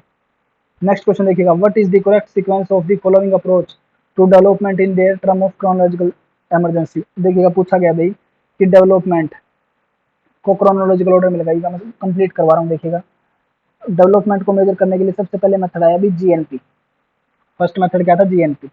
जीएनपी के इंक्रीज होने को डेवलपमेंट माना जाता था। उसके बाद आया मोनेटरी पर कैपिटा इनकम। उसके बाद आया real per capita income. Clear है भाई। उसके बाद आया भाई रियल पर कैपिटा इनकम के बाद भाई वो basic needs. Real per capita income के बाद क्या है भाई? Basic needs. ठीक है, बेसिक नीड्स। उसके बाद आया भाई पी क्यू एल आई। उसके बाद आया भाई एच डी आई। और सबसे बेस्ट कौन सा है? H D I. क्यों? क्योंकि इसके अंदर मॉनेटरी सेंस भी है और फिजिकल सेंस भी है। पी क्यू एल आई के अंदर सिर्फ और सिर्फ फिजिकल सेंस है। क्लियर। ये सारे के सारे मॉनेटरी सेंस की बात करते हैं। तो देखिएगा भाई, इसने बोला सीक्वेंस में लगाइए, तो सबसे पहले पर कैपिटा इनकम अप्रोच, उसके बाद बेसिक नीड्स अप्रोच, फिर आएगा human development index. 2 1 3। Next question चलिएगा। Choose the correct statement for economic development. Economic development के लिए, इकोनॉमिक डेवलपमेंट, अरे इकोनॉमिक डेवलपमेंट की बात की गई है। इकोनॉमिक डेवलपमेंट क्या होता है? सिर्फ और सिर्फ जीडीपी का बढ़ना, उसको हम बोलते हैं इकोनॉमिक डेवलपमेंट। अगर सिर्फ और सिर्फ डेवलपमेंट की बात करता, इकोनॉमिक वर्ड का यूज ना करता, डेवलपमेंट की बात करता, तो इसका मतलब हम क्या समझते हैं कि वाइड कॉन्सेप्ट की बात कर रहा है। वुमन एम्पावरमेंट भी, एजुकेशन भी, इक्वालिटी भी, जीडीपी ग्रोथ भी, सब कुछ, उसको बोलते हैं डेवलपमेंट होना। इकोनॉमिक डेवलपमेंट का मतलब क्या होता है? यानी कि ग्रोथ की बात कर रहा है। इकोनॉमिक डेवलपमेंट का मतलब क्या होता है? सिर्फ और सिर्फ जीडीपी बढ़ना। तो क्या था भाई इकोनॉमिक डेवलपमेंट? कंटिन्यू प्रोसेस थी, लॉन्ग टर्म प्रोसेस। क्लियर अभी। और जो इकोनॉमिक जो डेवलपमेंट है वो क्या है? डिसकंटिन्यू प्रोसेस है भाई, शॉर्ट रन के लिए। डिसकंटिन्यू प्रोसेस शॉर्ट रन के लिए। नेक्स्ट क्वेश्चन चलिएगा। Which of the following economics are proponents of dependency theory of development? Choose from the dependency theory of development, choose from the code given below. बिल्कुल important question है भाई, dependency theory. किसकी given है dependency theory, देखिएगा भाई। अरे dependency theory समझते हो ना, अंडर डेवलप कंट्री जो डेवलप रहती है डेवलप कंट्री के ऊपर, जो वो आपको प्रेवी सिंगर और एक सेंटर पेरिफेरी मॉडल जब आपको करवाया था, north south model, geographical tourism वाला मॉडल, क्लियर, वहां से क्वेश्चन है भाई। एक मिनट भाई,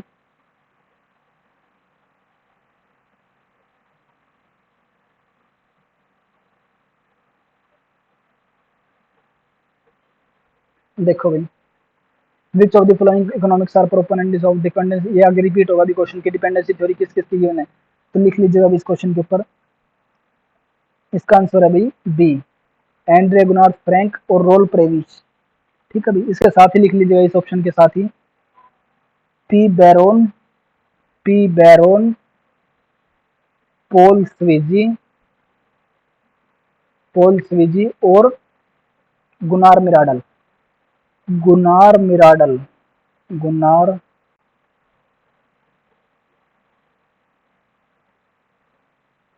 मिराडल।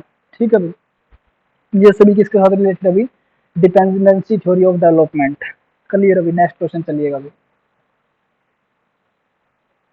What is true for new classical growth model, अरे न्यू क्लासिकल ग्रोथ मॉडल किसका है अभी बताइएगा। आपको जब करवाया बताया था अभी, जो सोलो का मॉडल है वो कौन सा मॉडल है, new classical model. New classical model कैसे, कॉस्ट तो वो कौन सा मॉडर्न व्यू लेके चलता है, कॉस्ट का मॉडर्न व्यू, और सप्लाई साइड वो क्या लेके चलता है, Y equal to C plus I. Clear है, सी प्लस आई प्लस, सिर्फ C plus I, now no government, no government और नो क्लोज इकोनॉमी, तो यानी कि क्लासिकल थॉट लेके चलता है। तो कॉस्ट में मॉडर्न व्यू, सप्लाई साइड में क्लासिकल थॉट, तो क्या हो गया न्यू क्लासिकल थॉट। क्लियर, दोनों के मैच से हमने क्या किया था भाई, new classical growth model. Solo का जो मॉडल है वो कौन सा मॉडल है, न्यू क्लासिकल, यानी कि किसकी बात कर रहा है, सोलो मॉडल की। समझ गए भी, अब क्वेश्चन पढ़िएगा। Rate of interest and profit are flexible, yes, interest rate और प्रॉफिट जो है वो फ्लेक्सिबल होते हैं, बदलते रहते हैं। कैपिटल इज हेट्रोजीनियस, बिल्कुल इंपॉर्टेंट क्वेश्चन भाई। सोलो मॉडल के अंदर कैपिटल होमोजीनियस होती है भाई, याद रखिएगा। बताऊंगा अभी मीनिंग क्या होमोजीनियस हेट्रोजीनियस का। होमोजीनियस का मतलब क्या देखिएगा, कैपिटल इज हेट्रोजीनियस का, ये कैल्डर मॉडल के अंदर यूज है अभी। कैपिटल इज हेट्रोजीनियस किस में यूज है, कैल्डर मॉडल में, लिख लीजिएगा ये भी। कैल्डर का जो बिजनेस साइकिल मॉडल है, देखिएगा। हेट्रोजीनियस का मतलब होता है भाई कि मशीनरी चेंज होती रहे, लेकिन सोलो मॉडल क्या बोलता है जी, कि वो उस टेलर के पास जो है सेम मशीन बढ़ती जाएगी, उस ऑटो वाले के पास सेम ऑटो बढ़ते जाएंगे, यानी कि ऑटो ही खरीदता जाएगा वो। क्लियर, तो ये क्या बोलता है सोलो के अकॉर्डिंग, मशीनरी बढ़ती जाएगी लेकिन कैपिटल क्या बढ़ती जाएगी, होमोजीनियस, यानी कि सेम कैपिटल बढ़ती जाएगी। क्लियर, ना कि हेट्रोजीनियस। किसका यूज करता है ये, होमोजीनियस कैपिटल का। ठीक है, परफेक्ट कंपटीशन बिल्कुल वही क्लासिकल थोड़ा, ये तो होगा ही होगा। कैपिटल एंड लेबर सब्स्टिट्यूट है, yes, first third fourth, first third fourth, C answer. ठीक है भाई, नेक्स्ट क्वेश्चन चलिएगा। Choose the top 3 trading partner of India in 2013-14, तो ये आपको मैं लिखवा चुका हूँ भाई। अरे लिखवा चुका हूँ ना कि किस कंट्री के साथ हमारा कितना इंटरनेशनल ट्रेड है। अरे किस कंट्री के साथ हमारा कितना इंटरनेशनल ट्रेड है, देखिएगा दोबारा बता रहा हूँ भाई। इंपोर्ट हमारा सबसे ज्यादा किसके साथ है, चाइना के साथ, उसके बाद यूएई और यूएसए। क्लियर है, और एक्सपोर्ट हमारा किसके साथ है अभी सबसे ज्यादा, एक्सपोर्ट हमारा सबसे ज्यादा अभी यूएसए के साथ, यूएई के साथ और चाइना। तो टॉप कंट्री क्या बनेगी, यही बनेगी यूएसए, चाइना और यूएई। यूएसए, चाइना और यूएई, पहले भी यही था भी, करंट टाइम में भी यही है इसका आंसर, फर्स्ट थर्ड फोर्थ। ठीक है भाई, और ये भी पढ़ लीजिएगा अभी कि किसका कितना एक्सपोर्ट करते हैं हम। क्लियर अभी,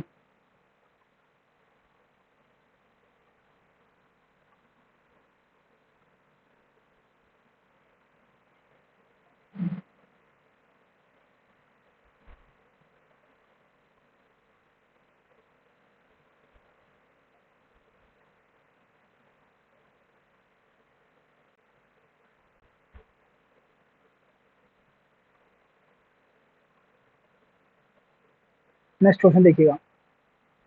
of the following which combination of two deficit is most significant for the Indian economy. उस टाइम का करंट का क्वेश्चन है भाई कि इस टाइम यानी कि 2013-14 के अंदर कौन से दो डेफिसिट ऐसे थे जो इंपॉर्टेंट थे। उस टाइम करंट अकाउंट डेफिसिट और फिजिकल डेफिसिट हमारे बहुत ज्यादा थे, तो इसलिए इनको ट्विन डेफिसिट के नाम से जाना जाता था। किस डेफिसिट के नाम से, ट्विन डेफिसिट, याद रखिएगा अभी क्वेश्चन पूछ सकता है आपसे। ट्विन डेफिसिट के नाम से किसको जाना जाता है, करंट अकाउंट डेफिसिट और फिजिकल डेफिसिट को हम किस नाम से भी जानते हैं, ट्विन डेफिसिट। ठीक है भाई। एक हमारा क्वेश्चन यहाँ पे लिख लीजिएगा, twin balance sheet. Twin balance sheet क्या होता है वो लिख लीजिएगा। ट्विन बैलेंस शीट क्या होता है भाई? Twin balance sheet problem, twin balance sheet problem लिखिएगा। ट्विन बैलेंस शीट प्रॉब्लम क्या होता है लिखिएगा। ट्विन बैलेंस शीट जो प्रॉब्लम थी वो डील करती है, लिख लीजिएगा, deal with the two sheet problem. Deal with the two sheet problem, लिख लिया भाई, deal with the two sheet problem, one with Indian company, one with Indian company and other is banking sector. देखिएगा, twin जो balance sheet problem थी वो दो sector के साथ रिलेटेड थी, इंडियन इंडस्ट्री के साथ और बैंकिंग सेक्टर के साथ। क्यों इनको ट्विन बैलेंस शीट प्रॉब्लम या ट्विन बैलेंस शीट डेफिसिट भी बोला जाता था? क्यों भाई? क्योंकि डिमोनेटाइज जब हुआ ना, जब डिमोनेटाइज हुआ तो उस टाइम ये दोनों जो थे, बैंकिंग सेक्टर और इंडस्ट्रियल सेक्टर, दोनों घाटे में चले गए थे, तो इसलिए इसको बोला गया ट्विन बैलेंस शीट प्रॉब्लम। तो ये क्वेश्चन आपसे आगे पूछ सकता है भाई, ट्विन बैलेंस शीट प्रॉब्लम क्या था। ठीक है भाई, नेक्स्ट क्वेश्चन चलिएगा। Of the following which sector witness the highest growth rate in year 2013-14। ये अभी आपको करवाया था ना कि किस सेक्टर की ग्रोथ रेट जो है सबसे ज्यादा हाईएस्ट रही है। तो देख लीजिएगा अभी, मैन्युफैक्चरिंग की रही है, माइनिंग की रही है, एक्वायरिंग की रही है। क्लियर अभी, तो इसको कर लीजिएगा अभी आप। ठीक है भाई, क्लियर अभी इनमें लिखवा दिया अभी आपको, एग्रीकल्चर सेक्टर की ग्रोथ कितनी है, माइनिंग एंड एक्वायरिंग की कितनी है, मैन्युफैक्चरिंग की कितनी है, कंस्ट्रक्शन की कितनी है। ठीक है भाई,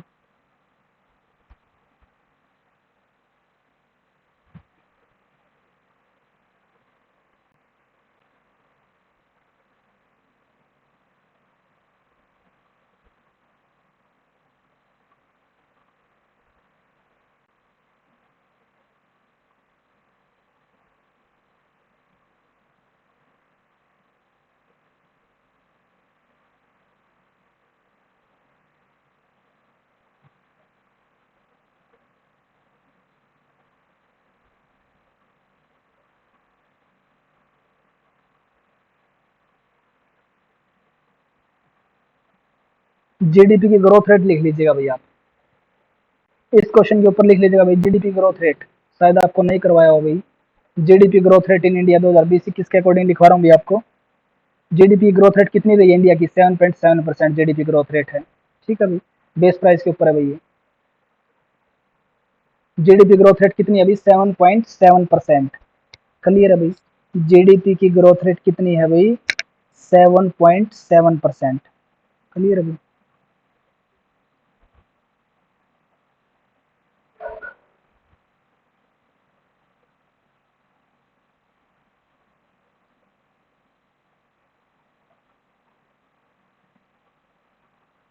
नेक्स्ट क्वेश्चन चलिएगा भाई। Who has advocated the concept of PURA providing urban facilities, sorry providing urban amenities in rural areas, यानी कि अर्बन की जो फैसिलिटीज है वो रूरल एरियाज के अंदर प्रोवाइड करवाई जाएगी। किसका कॉन्सेप्ट था? एपीजे अब्दुल कलाम का, यहीं से याद रख लीजिएगा भाई। नेक्स्ट क्वेश्चन देखिएगा, eco mark is symbol related to good safe for environment. वो गुड जो एनवायरनमेंट के लिए सेफ है उसके ऊपर इको मार्क का जो है सिंबल लगा दिया जाता है, इको मार्क। क्लियर अभी, next question, arrange following countries as per HDI rank in the descending order. तो एचडीआई रैंक, इंडिया का रैंक कितना है भाई? एचडीआई के अंदर इंडिया का रैंक कितना, लिख लीजिएगा इस क्वेश्चन के ऊपर ही, 131। ठीक है, श्रीलंका का रैंक कितना लिख लीजिएगा भाई? 72।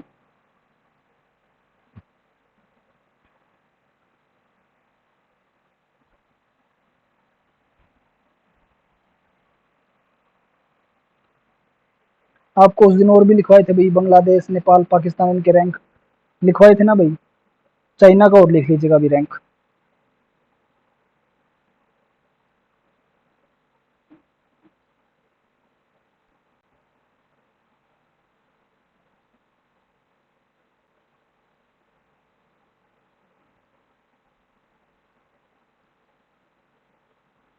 Eighty five. चाइना का रैंक कितना है भाई? 85। अरे देखिएगा, ये आपको डाटा लिखवाया जा रहा है ना भाई, तो इम्पोर्टेंट हमारे लिए सिर्फ इतना है भाई, एचडीआई का रैंक इंडिया का कितना है। ठीक है, ये ऐसे क्वेश्चन आपसे पूछ सकता है, इसलिए ये आपको लिखवाया जाएगी। इसका मतलब ये नहीं कि आप इनके रट्टे मारना शुरू कर दो, सिर्फ इनको देखते जाओ कि भाई माइंड में थोड़ा बहुत अंदाजा सा रहे कि ऑप्शन देखकर आप पता लगा उसको कि ये आंसर होगा। क्लियर है, तो इनके ऊपर ज्यादा फोकस करने की जरूरत नहीं है अभी, इस तरीके के डाटा के ऊपर। क्लियर, कभी सारा का सारा जो टाइम है वो इसके ऊपर ही खराब कर दो, इसको याद करने में लगा दो। क्लियर है, थ्योरी के ऊपर ज़्यादा फोकस रखेगा जितना उसके। क्लियर। डाटा जो इंपॉर्टेंट है वो ही ज़्यादा आपको करना है। क्लियर। नेक्स्ट क्वेश्चन चलिएगा अभी। Consider the following export group from India for the year 2013-14, यानी कि 21-22 के अकॉर्डिंग एक्सपोर्टेड गुड्स कौन कौन सी है अब इंडिया की। लिखवाया था भाई आपको ये भी, और ये क्वेश्चन भी आपको लिखवाया था ना कि इंडिया के अंदर एक्सपोर्ट किस किस गुड्स का होता है।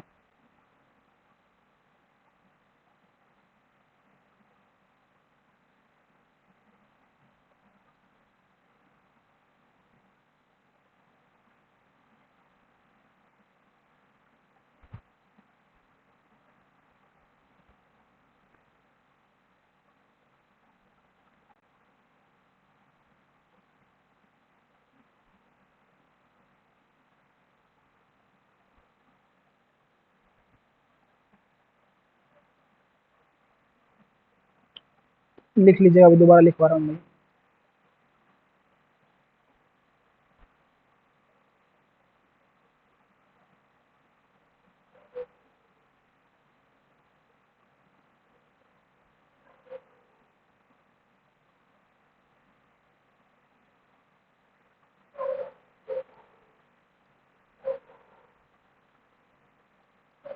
पेट्रोलियम प्रोडक्ट लिख लीजिएगा अभी। पेट्रोलियम प्रोडक्ट, ज्वेलरी, ऑटोमोबाइल, लिख लीजिएगा अभी इस क्वेश्चन के ऊपर। सबसे ज्यादा क्या आएगा अभी टॉप पर, पेट्रोलियम प्रोडक्ट। अरे हम कच्चे तेल को तो बाहर से इंपोर्ट करते हैं और उस तेल को बाद में रिफाइन करके क्या कर देते हैं, बाद में एक्सपोर्ट कर देते हैं उसका। क्लियर। इसलिए पेट्रोलियम प्रोडक्ट ज्यादा आया भाई। Clear. Petroleum product, second number पे ज्वेलरी, थर्ड पे लिखेगा ऑटोमोबाइल, फोर्थ पे मशीनरी, फिफ्थ पे बायोकेमिकल। इनफ है भाई, इतना ही। फिफ्थ 5 भी लिख लीजिएगा भाई। एक minute.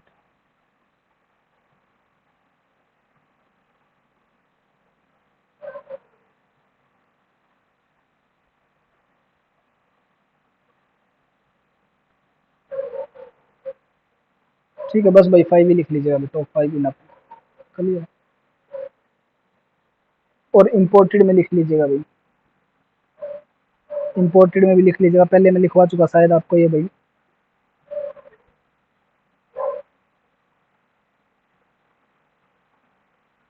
Petroleum, gold,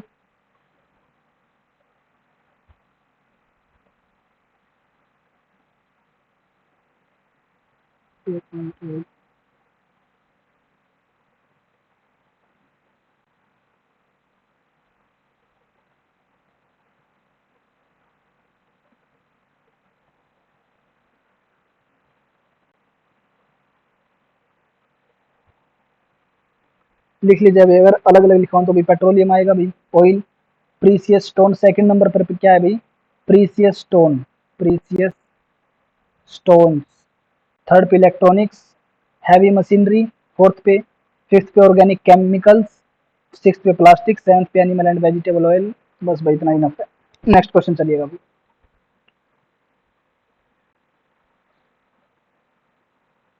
technique use to increase the production and consumption of goods that generate positive externalities. अगर पॉजिटिव एक्सटर्नलिटीज आ जाए तो उसके लिए हम किस टेक्निक का यूज करते हैं, क्या देते हैं इसको। अरे अगर पॉजिटिव एक्सटर्नलिटीज आ जाए तो हम उसको क्या देंगे भाई, पॉजिटिव एक्सटर्नलिटीज आ जाए तो उसको सब्सिडी दे दी जाए, और अगर नेगेटिव एक्सटर्नलिटीज है तो उसके ऊपर टैक्स लगाया जाए। यही पढ़ के आए अभी हम, पीछे पढ़िएगा क्वेश्चन को। तो कैसे रिफॉर्म करेंगे भाई हम, उसके अंदर पॉजिटिव एक्सटर्नलिटीज है तो टैक्स इंसेंटिव एंड वाउचर देंगे, यस। फीस एंड फाइन लगाएंगे, नो। टैक्स लगाएंगे, no. Special assessment, no. Incentive and voucher देंगे, यानी कि सब्सिडी देंगे भाई इसको। पॉजिटिव एक्सटर्नलिटीज को दूर करने के लिए किसका यूज करते हैं हम, एक्सटर्नल, सॉरी, इसका सब्सिडी प्रोवाइड करवाते हैं उसको। और अगर नेगेटिव एक्सटर्नलिटीज है तो उसके लिए हम टैक्स लगाते हैं। और नेगेटिव एक्सटर्नलिटीज के अंदर जो टैक्स लगाया जाता है उसको हम किस नाम से भी जानते हैं, Pigouvian tax. Pigouvian tax is also known as surveillance tax. Surveillance tax क्या होता है, जो सर्विलेंस टैक्स जो भाई नवीकरणीय प्रोडक्ट के ऊपर जो टैक्स लगाया जाता है उसको हम क्या बोलते हैं, सर्विलेंस टैक्स। क्लियर। पीछे क्वेश्चन आया था ना पिगोवियन टैक्स का, तो वहां से है भाई ये। Which of the canon of taxation, canon of taxation किसका, गिवन एडम स्मिथ का।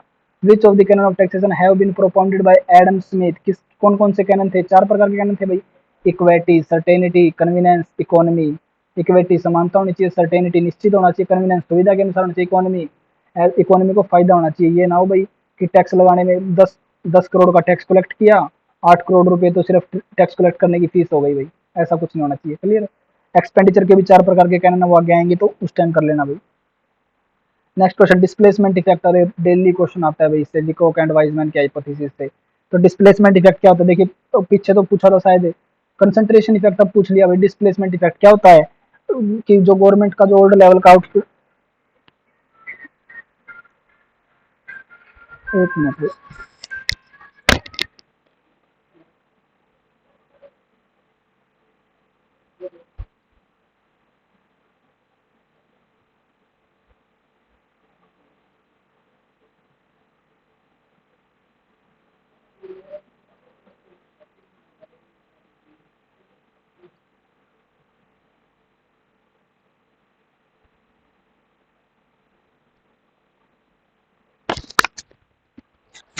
देखिएगा भाई।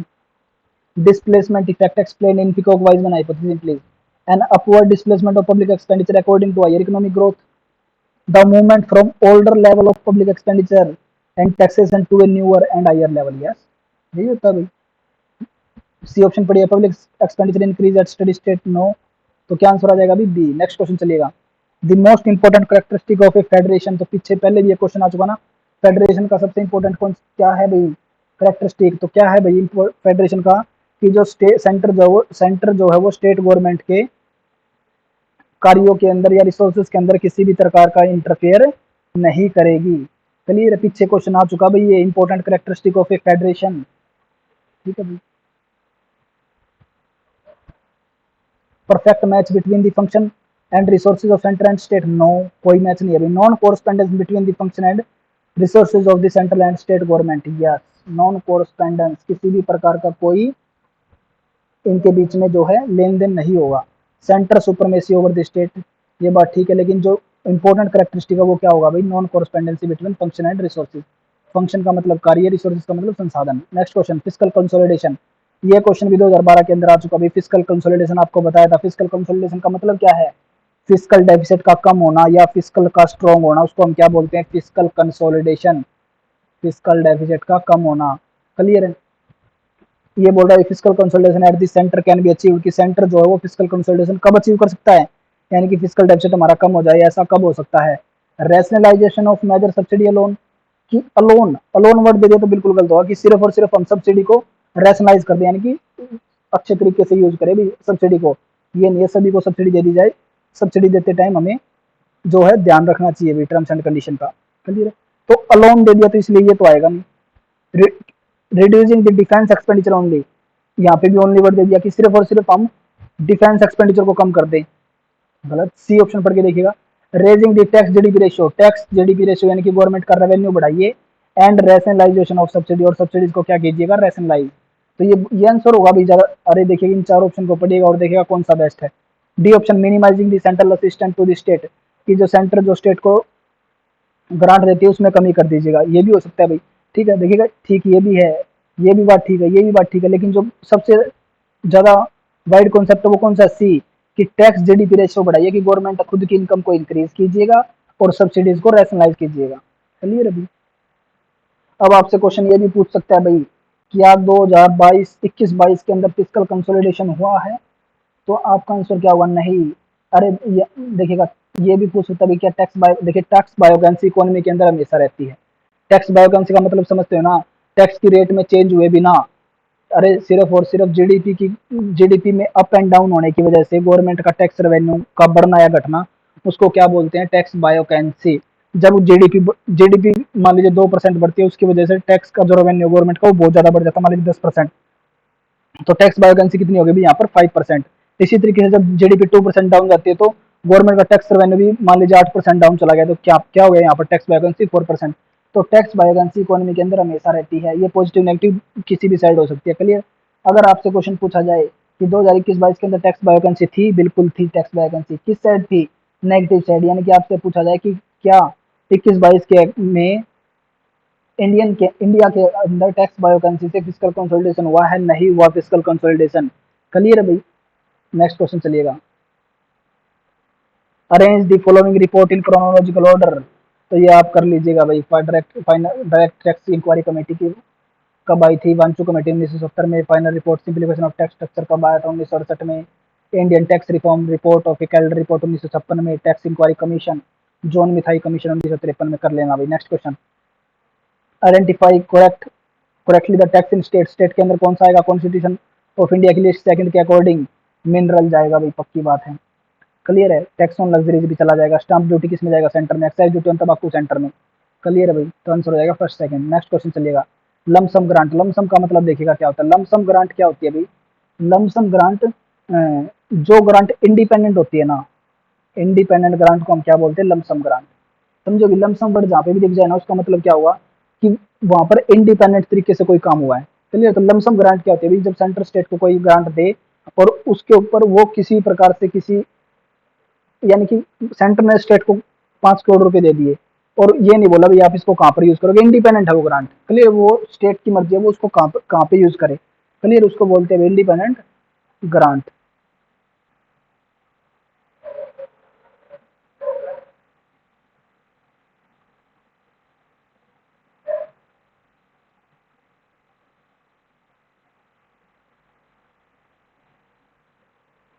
देखिएगा भाई, lump sum grant means a grant whose amount is sufficient to meet the expenditure, a matching and conditional grant। Conditional तो होती नहीं भी, अनकंडीशनल ग्रांट होती है। Grant given for a special purpose and no special purpose भी नहीं होता। A grant whose amount is not dependent to on any matching effort of the recipient. Yes, किसी भी प्रोडक्ट के ऊपर डिपेंड होता है इसके लिए आपको इन्वेस्ट करना है। क्लियर है। Geometric mean of last pair and past से, geometric mean last pair and past से का, लास्ट पेयर इनटू पास्ट से किसका बनता हमारा? Fisher index. अगर आपको बोल दिया जाए arithmetic mean last pair and past से क्या निकल के आता है? Dorbish Bowley method. Arithmetic mean से L plus P divide by 2 से हमने निकाला था बाउले मेथड, और Fisher method L into P से। क्लियर अभी सभी को? नेक्स्ट क्वेश्चन चलिएगा,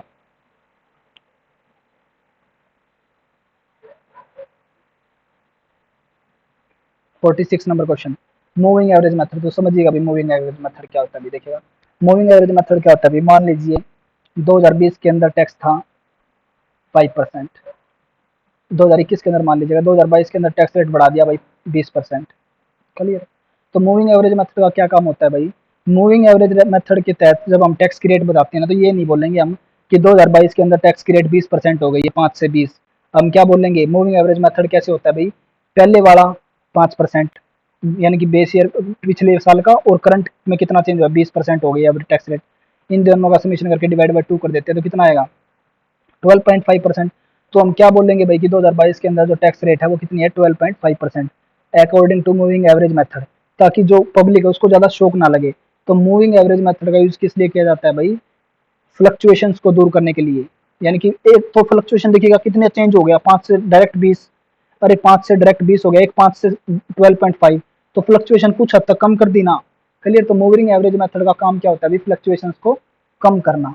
clear. Moving average method can be used to estimate trend in the time series. Time series के अंदर यूज किया जाता है, बिल्कुल भाई। Moving average method is a device to smoothen the fluctuation in time series. Time series data के अंदर जो फ्लक्चुएशन होती है उसको स्मूथ आउट करने के लिए इसको यूज किया जाता है। Both are correct and right explanation. समझो भाई फ्लक्चुएशन कैसे दूर करता है।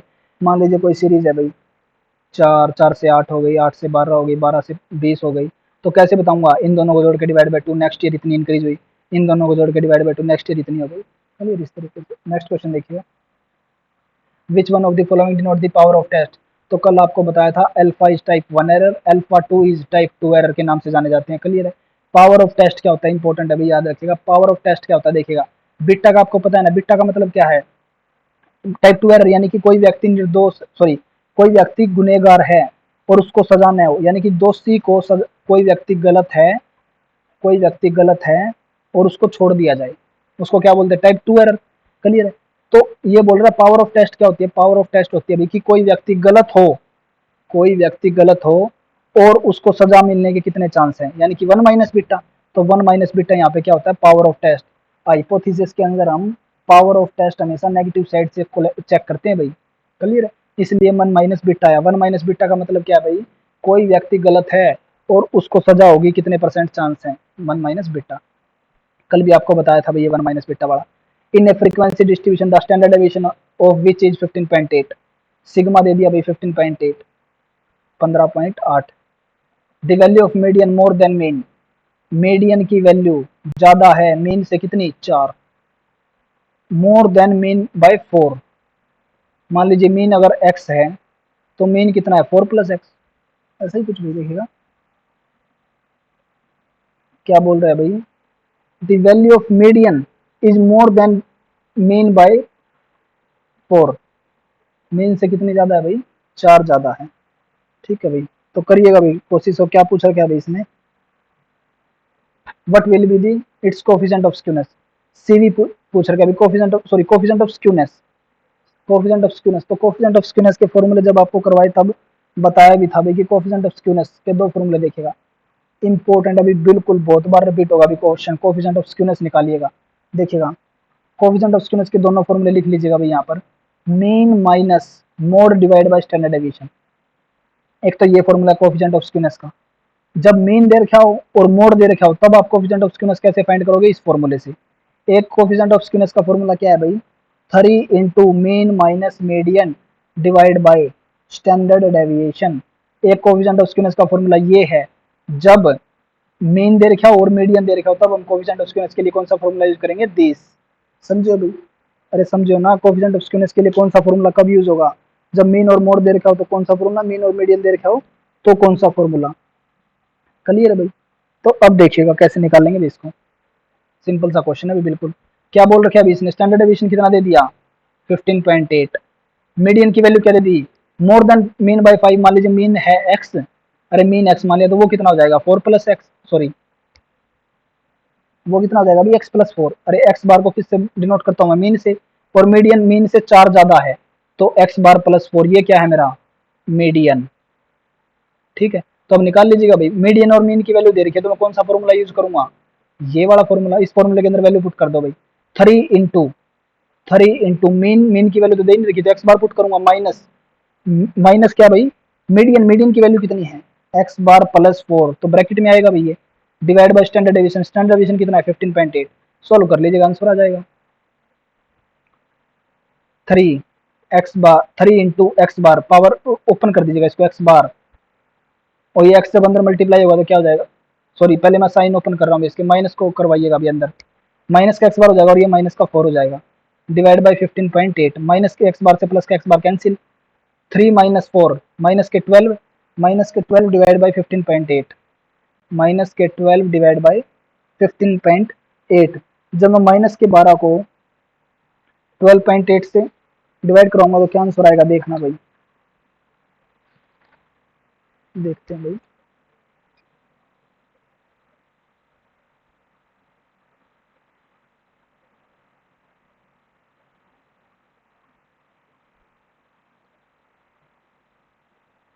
ट्वेल्व डिवाइड बाई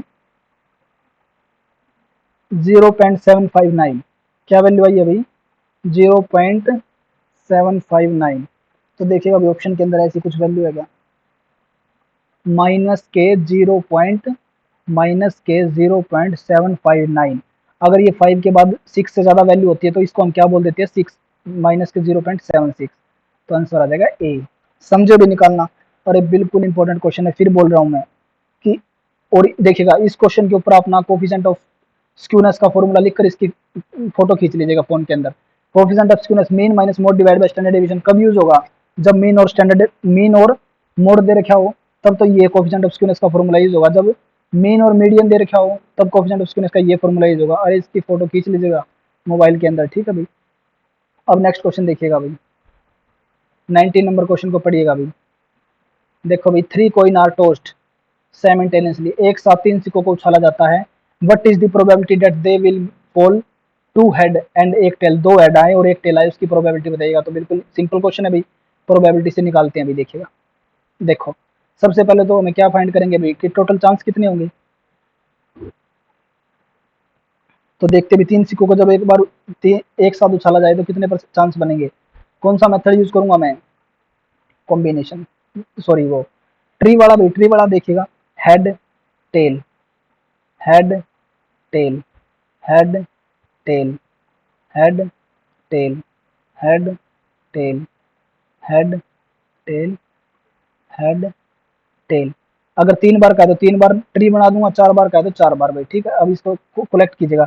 एक तो ये हो गया हेड हेड हेड, एक ये हो गया हेड हेड टेल, एक क्या हो गया हेड टेल हेड, एक हेड टेल टेल, ठीक है भाई। उसके बाद tail head head, tail head tell, अरे आता होगा अभी सभी को ये। उसके बाद भाई tail tail head, triple tail, ठीक है भाई। कितने हो गए भाई टोटल? 8 हो गए भाई।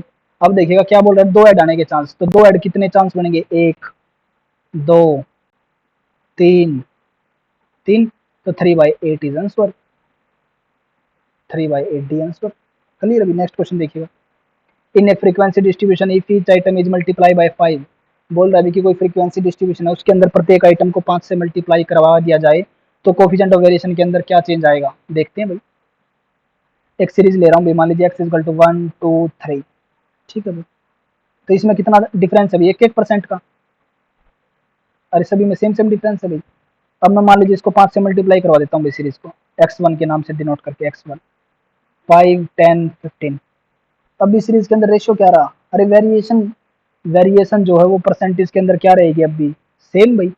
और सेम परसेंटेज में वेरिएशन चेंज हुई है ना, तो वेरिएशन के अंदर क्या चेंज होगा? नो चेंज भाई, अनचेंज। अरे क्वेश्चन को समझिएगा कि कोई सीरीज दे रखी है, उसको अगर मैं 5 से मल्टीप्लाई करवा दूं सभी पूरी सीरीज को, तो वेरिएशन के अंदर, अरे कोई वेरिएशन के अंदर किसी भी प्रकार का कोई चेंज नहीं होगा, वेरिएशन उतना ही रहेगा, ठीक है भाई। नेक्स्ट क्वेश्चन देखिएगा, देखिएगा भाई। Which among the following statement are true for the revealed preference theory? Revealed preference theory के बारे में कौन सा सही है? सैमुअलसन की गिवन है रिवेल्ड प्रेफरेंस थ्योरी, तो देखिएगा भी पढ़कर। Income elasticity of demand should be positive, yes बिल्कुल भाई। इनकम इलास्टिसिटी की डिमांड क्या है? Positive. Consumer preference satisfy strong order, बिल्कुल। स्ट्रॉन्ग ऑर्डर के अंदर 2 एक्सिम आते हैं, स्ट्रॉन्ग एक्सिम और वीक एक्सिम। क्लियर अभी सभी को? तो both are correct, both are true.